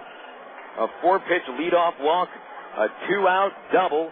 It's back to a 1-run lead for the RockHounds, and Tom Gamboa is going to go to Serrano. Austin unable to get the job done. He is credited with 1 inning of work. Gives up 2 base hits, 1 walk, couple of runs. He's still responsible for Gomez. Here comes Serrano, and we got another 60-second break. It's the RockHounds 6 and the Travelers 5 on the Creative Sports Radio Network.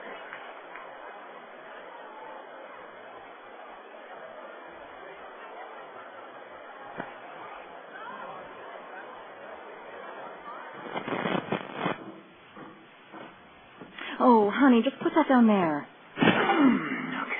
So, the movers will be here tomorrow morning? Yeah? Oh, but it's fine. Most of the stuff can just go straight in the truck. All right. What about this 16th century Rossellini sculpture from Italy? Toss it in the box. It'll be fine. Whoops. Oh, but that priceless painting, the movers can just carry out. I don't think we have to cover it. Oh, and the sideboard from your grandma? Uh-huh. We'll just strap it to the roof of the car. Okay. You need the right protection for priceless things when moving. And when your precious children are in the car, they need the right protection too. If they're too big for a car seat, that doesn't mean they're the right size for an adult safety belt. If they're under 4'9", they need a booster seat. It raises them up so the safety belt fits properly. And the right fit makes all the difference to their future. To learn more, visit www.boosterseat.gov. A public service announcement brought to you by the U.S. Department of Transportation and the Ad Council.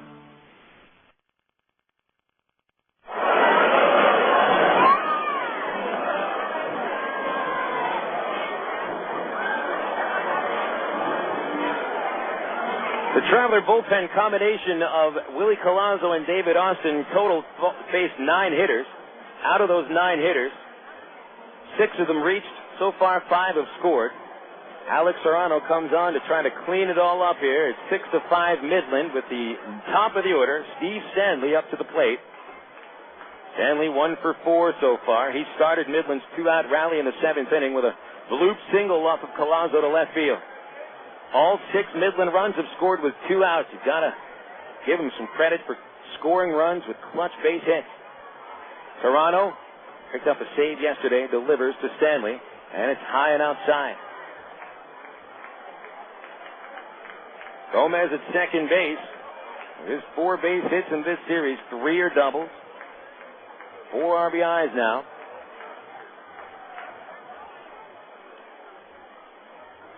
Serrano delivers to Stanley, and it's high, 2-0. Daric Barton on deck for the RockHounds.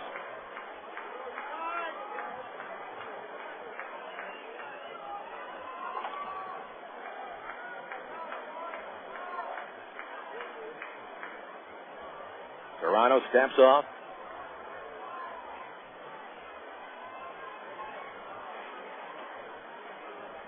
Alex appearing in his fourth game of the postseason. Non-save situation. 2-0 pitch, his last foul. Into the picnic area, which is empty. It's 2 balls and a strike now on Stanley. The Travs who came back yesterday, they came back today once. They're going to have to do it again. Not the idea of coming back that I think is the problem here. The idea of having to come back twice. How many comebacks can one team produce? Here's a 2-1 from Serrano, and Stanley lays off a high fastball. Gomez way off of second base, and no one's there to cover for a throw, so Duff held on to it. 3-1.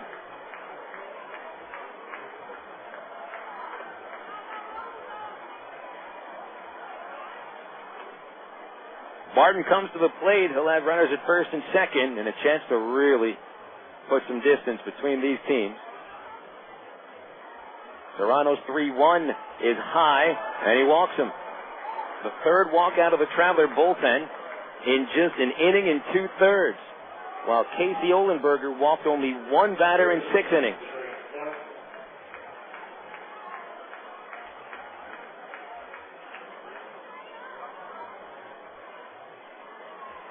Austin is charged with 2 runs at the moment and is the pitcher of record. David's still responsible for Gomez at second base.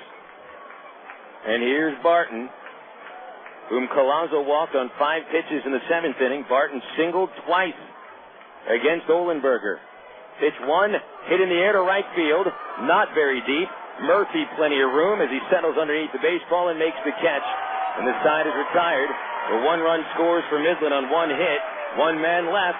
The Travs now trail it 6-5 in Game 4. We go to the bottom of the 8th on the TSN Travelers Radio Network.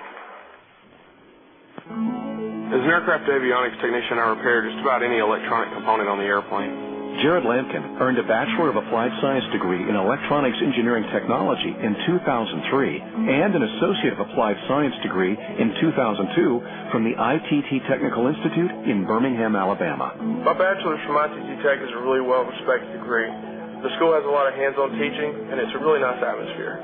At ITT Technical Institute, you can pursue skills that can be used to help you prepare for a new career or create opportunities in your current field. Call 1-800-ITT-TECH.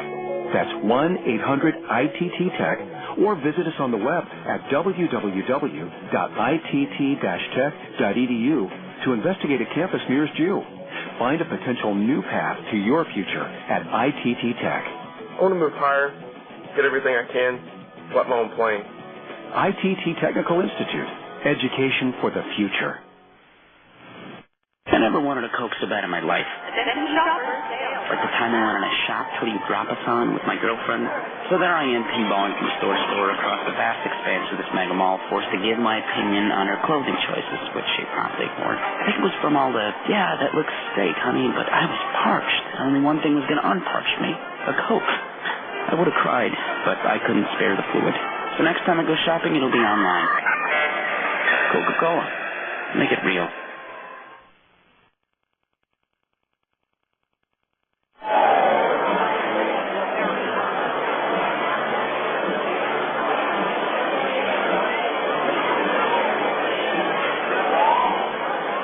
Sean Cohn comes out of the bullpen for the Midland RockHounds as Cohn attempts to hold on to what is right now a 6-5 Midland lead, and the Hounds aren't going to take any chances.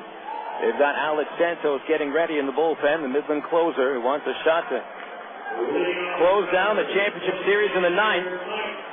Travs send Mike Napoli to lead off the 8th inning. So Marcus Gwyn goes 1 inning, allows 2 hits, 2 runs, 1 earned. Gwyn, the pitcher of record of the moment. Austin, the pitcher of record for the Travelers. Cohn faced 1 batter yesterday, striking out Tommy Murphy. This is the 3rd consecutive game that he has pitched in.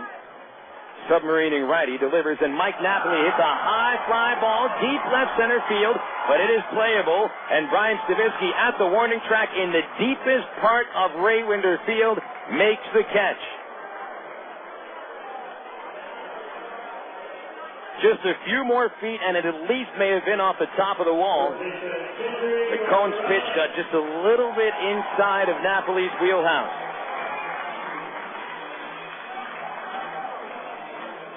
Here's Kendrys Morales. And here's Vaughn Hayes out of the bullpen. Out of the dugout, pardon me. Hayes making his way to the mound. Now, Santos has only had a couple of minutes to warm up. There's no way that they're not going to have Cone pitch to Morales, a switch hitter. And they don't have any lefties going out of the bullpen at the moment anyway. Morales has hit the ball hard his last 2 times to the plate. After a strikeout of the second inning, Kendry homered to start the 5th and singled in the 6th. Rizzoni's going to go break this thing up. Midland 6, Arkansas 5 in the bottom of the 8th inning. Trav's trying to win this one in spite of the bullpen's failure to hold what was a 3-run lead. Actually, it was a 2-run lead when the bullpen entered the game. Kendry steps into the plate. Cone during the playoffs only allowed 1 run on 6 hits and 7 2/3. And Morales, a swing and a miss. Powerful cut at a fastball that tailed outside. 0-1 to Kendrys Morales. Tommy Murphy is on deck. Then Tim Duff is scheduled to bat. But remember, Greg Porter is also ready to swing. So is Mike Elward. The windup. The 0-1 is high. 1 ball, 1 strike. Cone does not have the luxury of pitching around Morales because he represents the tying run. So he has to pitch to the slugging first baseman. Cone's 1-1 pitch is fouled back. Another good swing by Kendry. Powerful cut. It was in his wheelhouse. Just missed crushing it. 1 ball, 2 strikes on Morales. Murphy waiting next. The outfield is deep, especially in center. Stanley's only about 10 feet in front of the warning track. Cone kicks the 1-2. Swing and a miss. He struck him out. As Kendry swings at a fastball that tailed outside, it's the same pitch that he first swung and missed at. 2 gone in the 8th inning, and the Travs are down to their final 4 outs.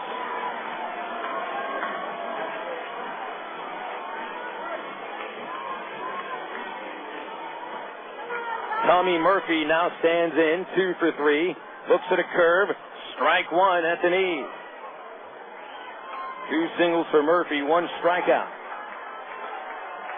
Here's Cone's 0-1, and the slider is low. The ball and a strike.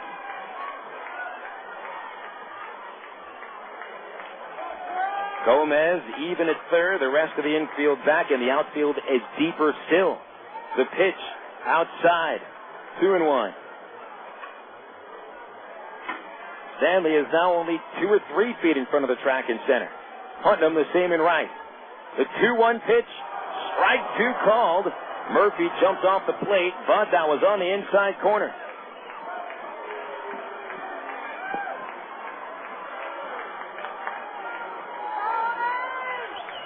Cone's 2-2. Fouled back. Went off speed, and Murphy stayed back just enough to get a piece. Midland leading 6-5 on a 2-out double by Francis Gomez. Another 2-2 on the way. Murphy looks, it's low, ball 3. Tim Duff is swinging in the on-deck circle. And if the Travs would pinch hit for him, they'd have to have Napoli catch. They'd lose the DH. The 3-2. Swing a foul back into the net. Still full.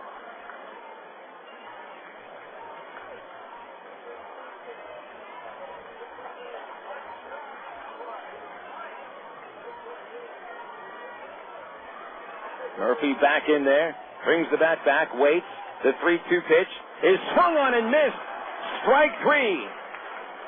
3 up and 3 down in the Travelers' 8th inning. Midland takes a 6-5 lead into the 9th. This is the CSN Arkansas Traveler Baseball Network. Are you tired of dealing with peeling, cracking, chipping paint, drafty houses? Then call Royal Windows and Siding right now. They can wrap your home in a blanket of insulation and add the Grand Sierra siding from Alcoa. It's the only siding with the Good Housekeeping seal of approval. Call in now for special savings from Royal Windows and Siding. Never paint again. Call about the Grand Sierra siding at 1-800-760-1419. Call Royal now at 1-800-760-1419. Heck has always given you and your family the best choices in great food. Many of you are now watching those carbs, and although the Pig and Chick menu has always offered great low-carb items, there's now a special low-carb menu featuring items with the same great taste Pig and Chick is famous for. Of course, you'll still find those great Pig and Chick ribs, barbecue sandwiches, catfish, gourmet sandwiches, chicken, steaks, and more. Bring the whole family for a relaxing dinner. In a hurry, get it to go. Pig and Chick, 7824 Highway 107 in Sherwood. Open 10:30 a.m. till 9 p.m. Monday through Saturday. It happens every time you open the door at Moe's Southwest Grill. Moe wants you to feel welcome, so every time you open the door. But that's not the reason people open Moe's door. It's because Moe knows burritos. And because Moe is fanatical about fresh food. You won't even find a freezer there because Moe makes everything from scratch. People open the door because Moe knows salad. And because you get to watch as your meal is made to order right in front of you in just a few minutes. And Moe knows quesadillas. So bring a friend, bring the whole family. But if you don't mind, when you do come into Moe's Southwest Grill, please only open the door once.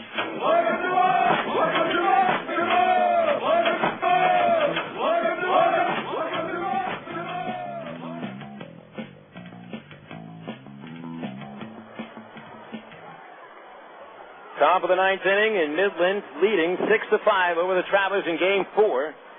Ryan Stavisky leads off. Alex Serrano delivers a strike.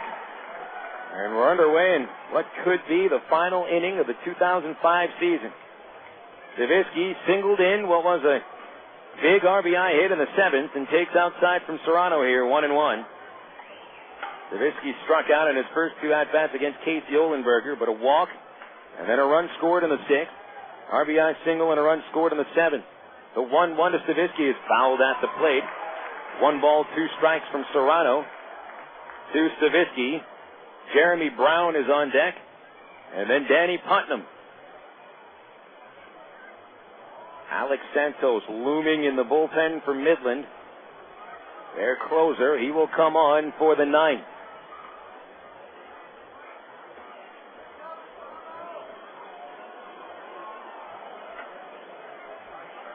Serrano faced 2 hitters in the 8th, walked 1, got a fly out.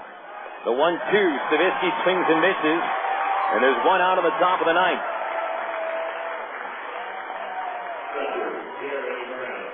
Here's Brown. Biggest hit of this game, notwithstanding what is now the go-ahead hit, which was Gomez's double in the 8th inning. The biggest hit was Brown's 3-run homer in the 7th. It took a lead that was the Travs at 3-2, gave Midland a 5-3 lead. First pitch, Brown takes strike 1, high and on the inside corner.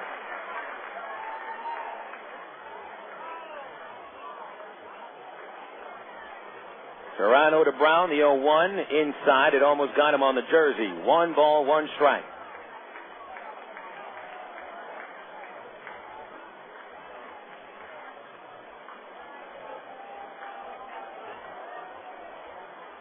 Serrano kicks and delivers. Brown hits it in the air to right center field. Not deep. Converging are Willits and Murphy. It's Willits at the warning track, and he makes the catch at the cusp of the track. And there's 2 outs. When we get to the 9th inning, you're supposed to start with Tim Duff. You'll have either Mike Elward or Greg Porter pinch hitting. And David Matranga and Jason Espino. The big Traveler hitters today. Napoli, Morales, and Murphy all went down in the 8th inning, 1-2-3. And Howie Kendrick without a hit today. Kendrick would bat 6th in the inning if the Travs can rally in the 9th. Putnam waiting. First pitch, swing and a miss, strike 1. A slider, and Putnam, a left-hander, swings over top of it, over the handle. Putnam, 2 for 4. Couple of ground outs, 2 singles. Hasn't figured in on any of the runs. And the 0-1 on the way from Alex. And that's a strike, and it's 0-2.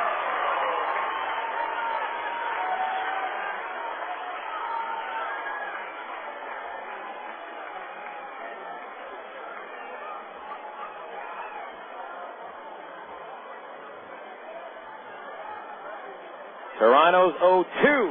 Swing and a miss. He struck him out on 3 pitches.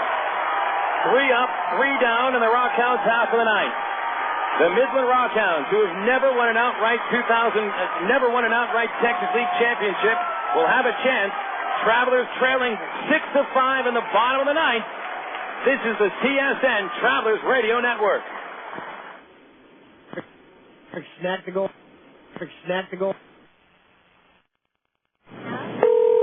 Brewery, can I help you? Hi, I just bought a 6-pack of your beer, and I think there's something missing in it.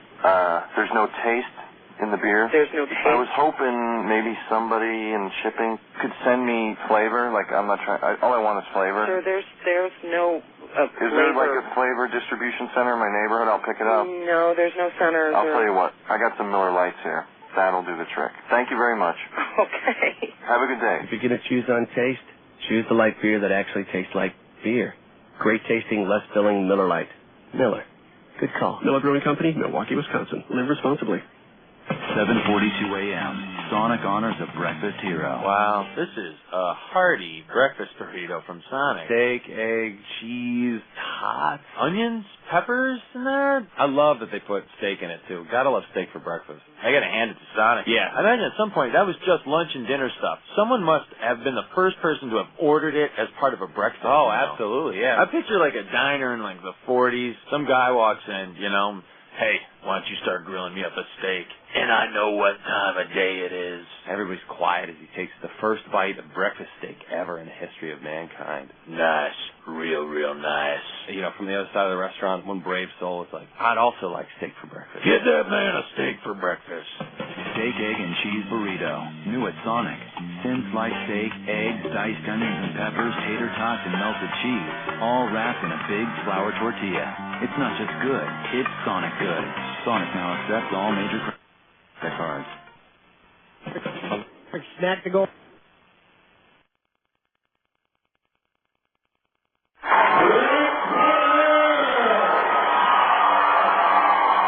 The Travelers need 1 to tie, 2 to win as they come to the plate in the bottom of the ninth inning with the season hanging in the balance. Midland 6, Arkansas 5.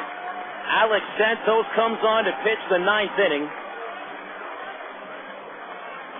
And Greg Porter will lead off to pinch hit in the ninth. Righty Santos to the lefty Porter. First pitch is high, and it's 1-0. Santos in this postseason has saved 3 games in 3 tries. He's allowed 1 run, which was a homer by Mike Napoli on Tuesday night. The 1-0 to Porter is swung on, popped up to the left side in foul territory. Gomez has room, and he makes the catch and falls back. There's 1 away, and Gomez is hurt. It's the 3rd time in this game that Gomez has caught a pop-up and then fell back. And this time it looks like he smacked his head, and he is not getting up yet.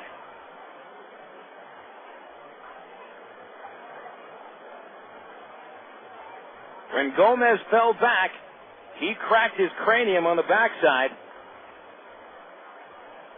And he is still down. He's now sat up, being checked on by his manager, Von Hayes, along with the RockHound trainer, Javier Alvidrez. And Francis is up. He's walking around. Seems to be okay.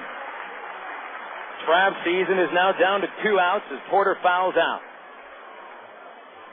David Matranga and Jason Espido are the last 2 hopes to at least get something started against Santos. Midland has never won an outright Texas League championship. They split the 75 championship. Their front office is here, and they are cheering with every pitch. 2,085 paid fans at Raywinder Field, all oohing and awing with every call. Matranga stands in. Santos delivers. It is popped up again on the right side of the infield in foul territory. Barton has room. He gloves it. And there's 1 out left to go for the Travelers. Santos has thrown all of 3 pitches to get 2 very quick outs.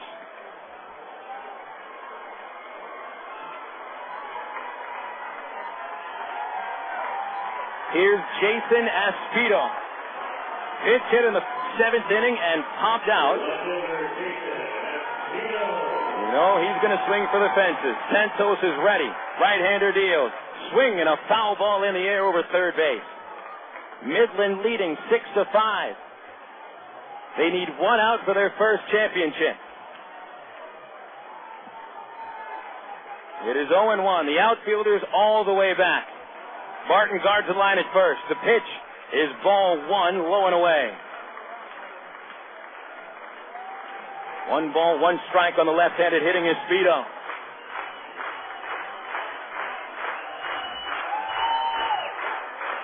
Santos delivers. Swing, a foul ball in the air again. Out of play, behind the plate. And now the Travelers' season has come down to 1 more strike.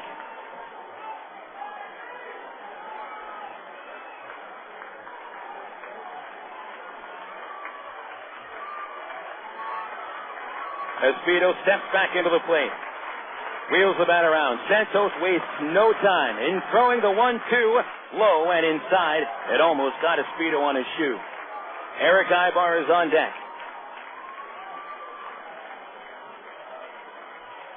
Travs trying to come back from down to their last strike. They came back with 4 outs to go yesterday. This is as close as it gets. Santos is ready. The 2-2 on the way. A high fastball, and it's a full count.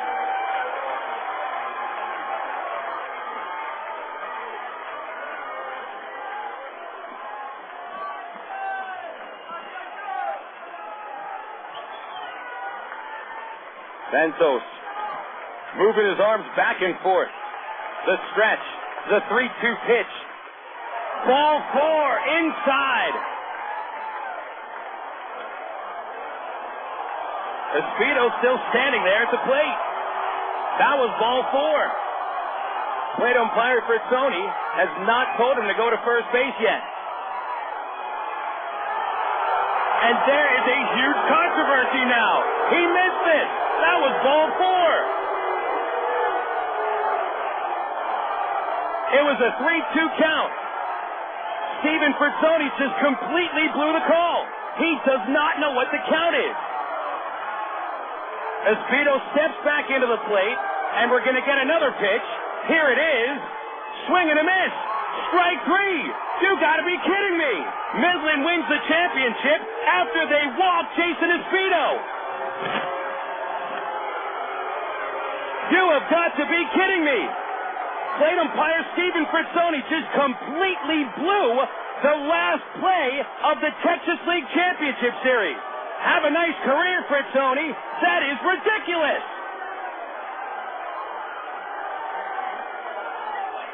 Congratulations to the Midland RockHounds, but this game should not be over. Absolutely ridiculous. 6-5 is the final score. Controversy rules this one, but this is going to stand. Midland is the winner. I'm not saying they don't deserve it, but Stephen Fritzoni just completely forgot what the count was.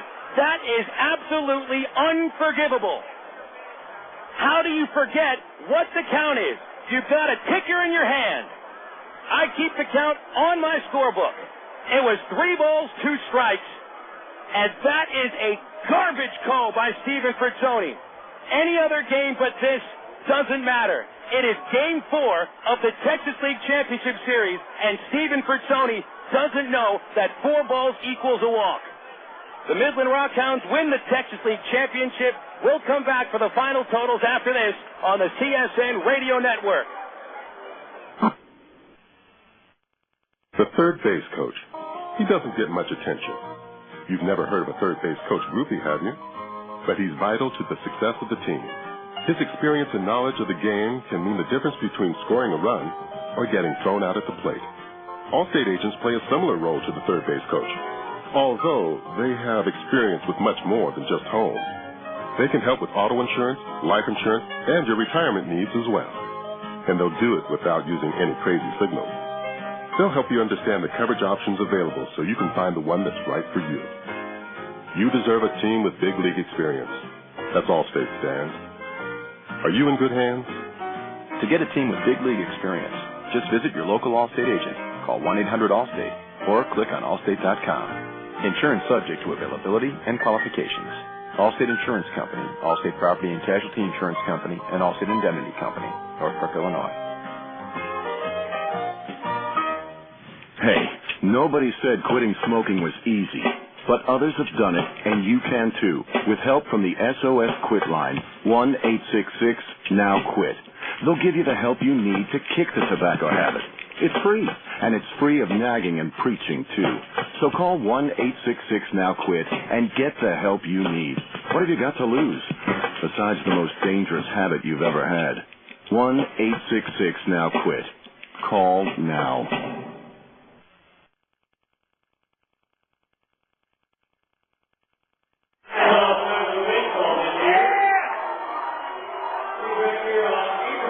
Final totals for Game 4 of the Texas League Championship Series. The Midland RockHounds, 6 runs, 11 hits, 3 errors, 7 left. And the Arkansas Travelers, 5 runs on 7 hits, no errors, and 4 runners left.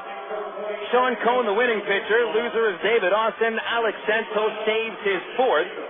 2,085 paid to see Midland win their first outright Texas League Championship. And we'll come back after this for the Allstate Insurance post-game report. This has been Arkansas Traveler Baseball on the Creative Sports Radio Network.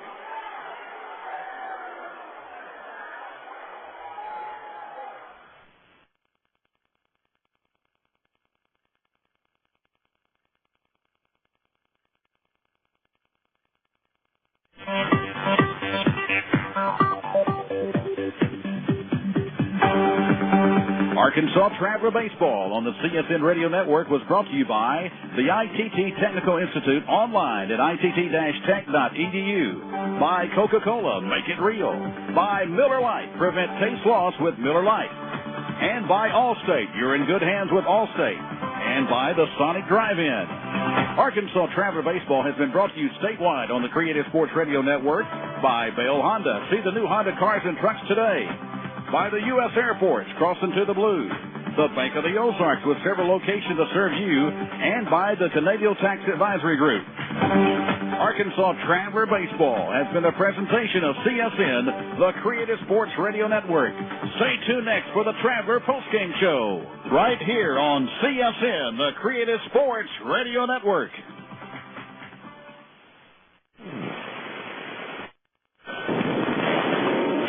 In 1805, Lewis and Clark described in their journals a country teeming with wildlife. Bison as far as the eye can see. Rivers churning with fish. They wrote of scenes of endless beauty and of meeting more than 100 nations of American Indians whose lives were one with our environment. Now, imagine what Lewis and Clark and the American Indians they met would say if they walked the trail today. Would they be pleased? There are herds of homes where the buffalo once roamed. Or would they feel differently? Something must be done to save what's left of this great place. As we commemorate the Lewis and Clark bicentennial, we encourage you to consider what's been lost and what we can do to preserve what's left of the trail that still winds through us all. Walk with Lewis and Clark and see what you discover at www.lewisandclark200.org. This is a public service message of the National Council of the Lewis and Clark Bicentennial, the Missouri Historical Society, and the Ad Council. Here's John Whitehead. While U.S. soldiers were busy pulling Saddam Hussein out of a spider hole, Congress and President Bush were busy pulling a fast one with our freedoms. As Americans watch images of Hussein's head being probed for lice, the FBI was being given the power to probe Americans' financial records, even if they are not suspected terrorists. The stealth legislation, which was quietly signed into law by President Bush, grants the FBI expansive new powers to snoop through your business records without any court oversight and in almost total secrecy. But the point of law is our Fourth Amendment. It prohibits unreasonable searches and seizures. The right to be free from unwarranted government intrusion into your life is one of your first liberties. This is John Whitehead for the Rutherford Institute. Show is brought to you by Allstate Insurance. You're in good hands with Allstate.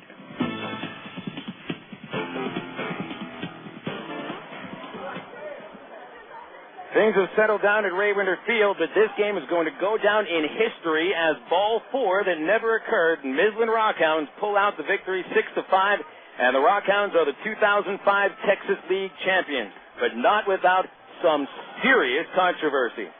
Let's get to the recap here. We start in the 5th inning, really. We had a scoreless game as either starting pitcher was outstanding today. Matt Lynch held the Travelers offense to only one base runner over the first 4 innings. Casey Ohlenberger was able to pitch around 4 base hits over 4 frames, so we went into the 5th with a 0-0 game. Kendrys Morales comes up to the plate against a new pitcher, Daric Barton, and quickly the Travs got in front. First look at Burton this year. He pitched with single-A Stockton in the regular season. A 1-0 to Kendry. Is hit in the air to deep right center field. You gotta go, and it is gone!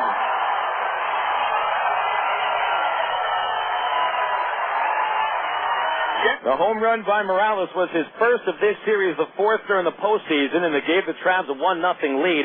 Burton would stay on to face Tommy Murphy and David Gates. They both would single. He'd be removed for Evan Farner, and then after one away, Brent Del Chiaro's chopper went underneath the glove of Francis Gomez for an error, putting runners at first and third base, and Erick Aybar then comes to the plate, and the RockHounds defense failed them once again. Here's the pitch. A swing, a ground ball to second slowly. Melillo over to shortstop, one away. The fire to first is thrown past first base. 1 run is scored. Here comes Gates. He is safe. It's 3-0. Geiger trying to turn that double play, just erred on the throw, got too much on it, went to the right of the first baseman, and the Travs were ahead 3-0. Casey Ohlenberger then got into the 6th inning, but he allowed a 1-out walk to Brian Stavisky. The 2-out single by Jason Perry brought him in, and the Traveler lead was 3-1 after 6 innings of work. Then in the 7th inning, the Traveler bullpen was called on.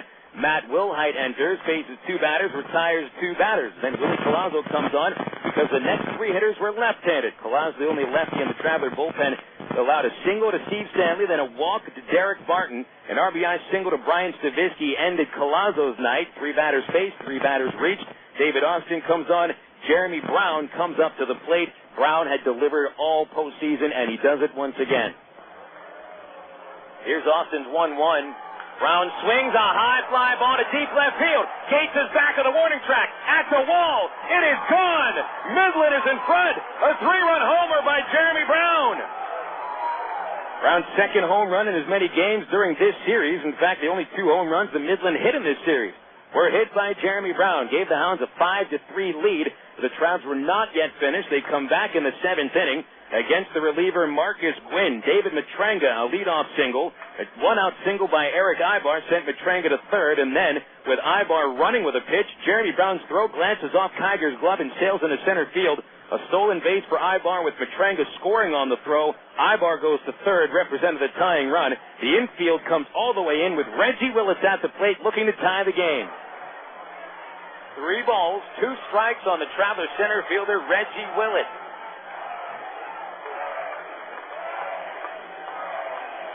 Gwyn delivers. Willits swings a fly ball to right field. Putnam charging. He makes the catch. Here comes Aybar to the plate. Here comes the throw. He is safe, and it's a tie game. Aybar dives in head first. He collided with Brown. He shouldered him in the leg, and he gets mobbed by the Travs as he comes back into the dugout. A shallow fly ball turns into a sac fly. Dramatic sac fly there by Willits tied the game at 5, but the RockHounds would get the last laugh. David Austin walks the first batter of the 8th inning. Then with 2 outs, Francis Gomez comes up and delivers the game-winning hit. Here's the 1-0 pitch. A swing and a shot towards the gap in left center field. That gets over Espito's head. There goes Perry for third base. And Willits now throws towards the infield. Here comes Perry to the plate. He scores with no throw. The RockHounds grab the lead once again. A 2-out double by Francis Gomez. Midland 6, Arkansas 5. That would be the final score, but not without some controversy as Alex Santos comes on in the 9th inning. He gets pinch hitter Greg Porter to foul out to third base. Dave Matranga then fouls out to first, and Jason Espito comes to the plate, representing the tying run. The count was 1 ball, 2 strikes when Alex Santos missed with the next 2 pitches to run the count to 3-2. Santos then delivered a slider which just missed the inside corner. A very close call. It was ball 4. Espito was told by Fritzoni that was ball 3. The entire Traveler dugout is shouting at Fritzoni, that's ball 4. That includes 2,085 people at Ray Winder Field that paid to get in, and that includes a few people up here in the press box as well. Ball 4 usually equals first base, but not today, not with 2 outs in the 9th inning of Game 4 of the Texas League Championship Series, and not when Steven Fritzoni is the home plate umpire. The next pitch, Espedo swung and missed at on a 4-2 count, and that's the way the game ends, on a 4-2 count. Amazing. Final score 6-5 Midland. The RockHounds win their first outright Texas League championship, and congratulations are in order for the Midland RockHounds. Coming up next, we'll have more on the Allstate Insurance postgame report. This is the CSN Travelers Radio Network. The third base coach. He doesn't get much attention. You've never heard of a third base coach groupie, have you? But he's vital to the success of the team. His experience and knowledge of the game can mean the difference between scoring a run or getting thrown out at the plate. Allstate agents play a similar role to the third base coach, although they have experience with much more than just home. They can help with auto insurance, life insurance, and your retirement needs as well. And they'll do it without using any crazy signals. They'll help you understand the coverage options available so you can find the one that's right for you. You deserve a team with big league experience. That's Allstate stands. Are you in good hands? To get a team with big league experience, just visit your local Allstate agent, call 1-800-ALLSTATE, or click on allstate.com. Insurance subject to availability and qualifications. Allstate Insurance Company, Allstate Property and Casualty Insurance Company, and Allstate Indemnity Company, Northbrook, Illinois. 7:42 a.m. Sonic honors a breakfast hero. Wow, this is a hearty breakfast burrito from Sonic. Steak, egg, cheese, tots, onions, peppers, and that. I love that they put steak in it, too. Gotta love steak for breakfast. I gotta hand it to Sonic. Yeah. I imagine at some point that was just lunch and dinner stuff. Someone must have been the first person to have ordered it as part of a breakfast Oh, meal. absolutely, yeah. I picture like a diner in like the 40s. Some guy walks in, hey, why don't you start grilling me up a steak? And I know what time of day it is. Everybody's quiet as he takes the first bite of breakfast steak ever in the history of mankind. Nice. Real nice. From the other side of the restaurant, one brave soul is like, I'd also like steak for breakfast. Get that man a steak for breakfast. Steak, egg, and cheese burrito. New at Sonic. Thin sliced steak, eggs, diced onions and peppers, tater tots, and melted cheese. All wrapped in a big flour tortilla. It's not just good, it's Sonic good. Sonic now accepts all major credit cards. Brewery, can I help you? Hi, I just bought a 6-pack of your beer, and I think there's something missing in it. There's no taste in the beer. There's no taste? I was hoping maybe somebody in shipping could send me flavor. Like, I'm not trying, all I want is flavor. Sure, there's no flavor. Is there like a flavor distribution center in my neighborhood? I'll pick it up. No, there's no center. I'll tell you what, I got some Miller Lights here. That'll do the trick. Thank you very much. Okay. Have a good day. If you're going to choose on taste, choose the light beer that actually tastes like beer. Great tasting, less filling Miller Lite. Miller. Good call. Miller Brewing Company, Milwaukee, Wisconsin. Live responsibly. Good afternoon. Thank you for calling. Fans, are a program reminder. Stay tuned after the Allstate Insurance postgame report for the CSN High School football scoreboard. Plenty of scores to get to across here. And we'll quickly get through the Major League scoreboard brought to you by Southwest Airlines. We had 2 early final scores, but many of the games are now finals. The Cubs go upended the St. Louis Cardinals 5-3, keeping the Cards' magic number at 1. Cincinnati over the Pirates 8-2 with Austin Kearns hitting his 15th homer. Mets shut out Atlanta 4-0. Pedro Martinez the distance for his 15th win. John Smoltz took the loss. Houston with a run at the bottom of the 9th upends Milwaukee 2-1. They just finished in Florida. Philadelphia tanks over the Marlins 13-3. Carlos Delgado at his 31st home run of that ball game. They're in the second game of a doubleheader in Pittsburgh in the 7th at Cincinnati 4, the Pirates 2. Arizona over Colorado in the 5th inning 3-2. Tony Clark hit a home run, his 26th for the D-backs. Nationals over San Diego 2-1 on the top of the 6th. And the Giants 2, the Dodgers nothing in the bottom of the 4th. Barry Bonds hit his first home run of the season, 704th of his illustrious career. The Angels right now are trailing Detroit 2-1. They're in the bottom of the 5th inning. Angels in a first-place tie with Oakland. And the bottom of the 9th at Boston, the A's and the Red Sox are tied at 2. 5 finals from earlier today in the American League. Cleveland over the Kansas City Royals 3-1. It was the Yankees 11 and the Blue Jays 10. Robinson Cano hit a grand slam yesterday, hit 2 home runs, and Mariano Rivera saved his 40th. By the way, A-Rod hit his 43rd homer. 6-1, the Devil Rays over the Orioles. Jorge Kent threw a couple of home runs. Scott Kazmir with the win, his 9th. Texas 5, Seattle 3, a final score. Josh Root gets his first Major League win. And the White Sox end their losing streak 2-1. Bobby Jenks gets his first Major League victory, that game in 10 innings. Coming up next, we'll name the BC Powder Player of the Game. Here, Game 4 of the Texas League Championship Series with Midland winning it 6-5. BC Powder Player of the Game is next on the Creative Sports Radio Network. Can you tell one cough from another? Let's see. Take this cough test. Name this cough. That's a flu and cold cough. Name this cough. That's a sore throat cough. That's a viral cough. That's a COPD cough. A COPD cough doesn't sound that much different from other coughs. That's why any persistent cough should be checked out by your doctor. Left untreated, a COPD cough could affect how much air your lungs are able to hold, and over 11 million Americans may have a COPD cough. COPD, or chronic obstructive pulmonary disease, is rising so fast, soon it will be the 3rd leading killer of adults in the country. Don't take chances. Get answers. Visit the American Lung Association online at lungusa.org or call 1-800-548-8252. That's 1-800-548-8252. The American Lung Association, improving life one breath at a time. A soñar el bebé.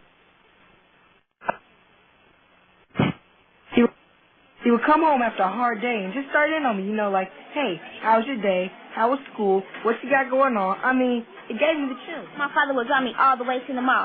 He wouldn't stop until we were right in front of my friends. And oh my God, when I wanted to go to Europe, and he seriously made me get a job to pay for it.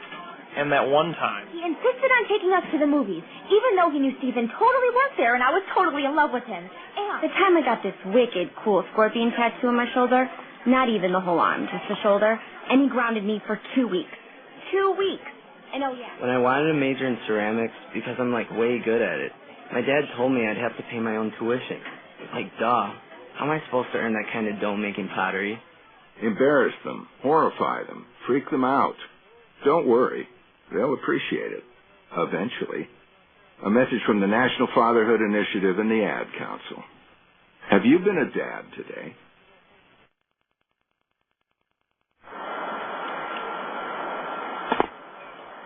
Player of the Game sponsored by BC Powder, the official pain reliever of the Arkansas Travelers. I think I'm going to swallow about 10 of those packets after this broadcast. Midland wins at 6-5 and wins their first outright Texas League championship. They've been in the league since 1972, and that is a city that has been thirsting for a baseball championship. And they get the Bobby Bragan Trophy over to the Permian Basin for the first time this year. The BC Powder Player of the Game today will be Jeremy Brown, the starting catcher for the Midland RockHounds, who finishes only with 1 base hit, but a huge hit, a 3-run homer in the 7th inning. And although Brown didn't really play outstanding in the field today, a throwing error, which led to a couple of Traveler runs in the 7th inning, Brown still had an outstanding postseason. I don't think we name a Texas League Championship Series MVP, but there's no doubt about it. Brown would be that most valuable player. He drove in 9 runs over the 4 games of this series with 6 base hits. Every single hit that he collected knocked in a run, and that says something about the caliber of player that Brown is, a real gamer, as Brown comes through with that 3-run homer today, and it'll be Jeremy Brown as the BC Powder Player of the Game. And at least in my estimation, Brown is the Texas League Championship Series MVP. Final score here is 6-5 Midland over Arkansas. We'll wrap it all up and then take you over to the high school scoreboard right after this on the CSN Travs Radio Network.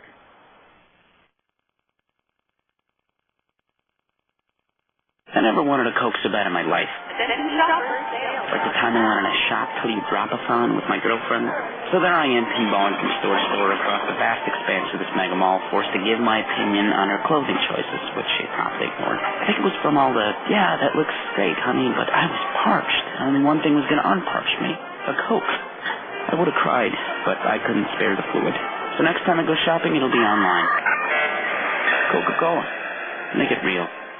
7:42 a.m. Sonic honors a breakfast hero. Wow, this is a hearty breakfast burrito from Sonic. Steak, egg, cheese, tots, Onions, peppers in there? I love that they put steak in it, too. Gotta love steak for breakfast. I gotta hand it to Sonic. Yeah. I imagine at some point that was just lunch and dinner stuff. Someone must have been the first person to have ordered it as part of a breakfast Oh, meal. absolutely, yeah. I picture like a diner in like the 40s. Some guy walks in, hey, why don't you start grilling me up a steak? And I know what time of day it is. Everybody's quiet as he takes the first bite of breakfast steak ever in the history of mankind. Nice. Real nice. From the other side of the restaurant, one brave soul is like, I'd also like steak for breakfast. Get that man a steak for breakfast.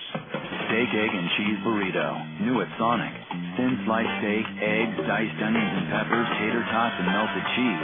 All wrapped in a big flour tortilla. It's not just good, it's Sonic good. Sonic now accepts all major credit cards. Ed and I sell soft drinks at ball games, and he first told me about BC Powder. We carry big trays of drinks up and down the stadium steps. Man, it's a killer. And with a backache, that tray feels heavier and heavier. And the stairs are tough on your knees. One night I was bragging, and the game wasn't half over. I told Brian he needs a BC to stop the pain fast, because it goes to work quick. BC stopped the pain, got me right back to work.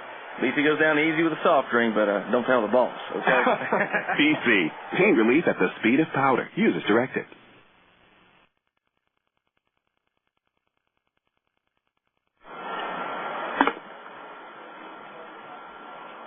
Well, we'll wrap up the season here for the 2005 Texas League season. The Travs fall just a couple of games short of their 6th Texas League championship. They lose 6-5 today in Game 4 of the championship series, and Midland takes the series 3-1.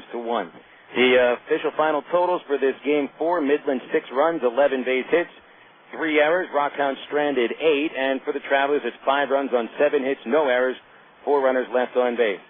Winning pitcher in Game 4 is Marcus Gwyn. The losing pitcher is David Austin. Alex Santos gets the save. 2 hours, 53 minutes was time of game in the paid attendance, 2,085.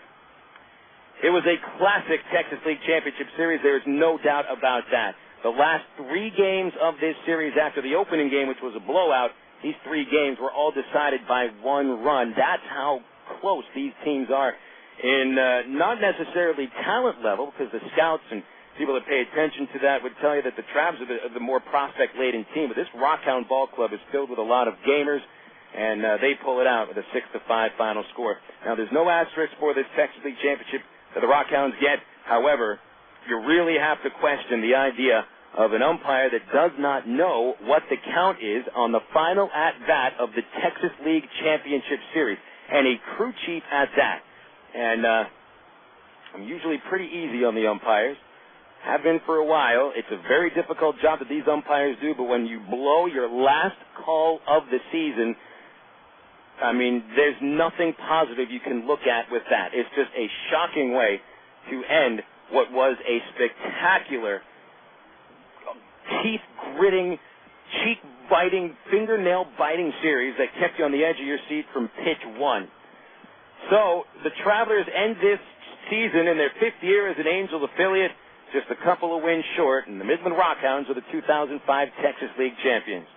There's no game to tell you about tomorrow, and so we will let you know that next season we hope to be once again here on CSN. They've been a wonderful group of people to work with and all the stations that have been on it.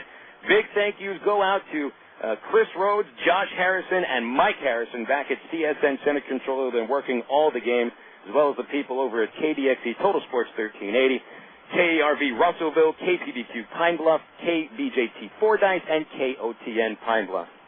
And thank you, fans, for tuning in all season long. There's been 147 games here in the 2005 season, and it has been a pleasure to bring you every single pitch for the 5th consecutive year. It's been my honor and my pleasure to bring Traveler Baseball to the faithful here in Central Arkansas. So, once again, the Midland RockHounds defeat the Travs in the championship series 3-1, and the RockHounds are the Texas League champions. Folks, we'll have another chance for it next year. I'm Phil Elson. Once again, it has been an honor and a pleasure. Have a great off-season. We'll be talking baseball to you once again, April 2006.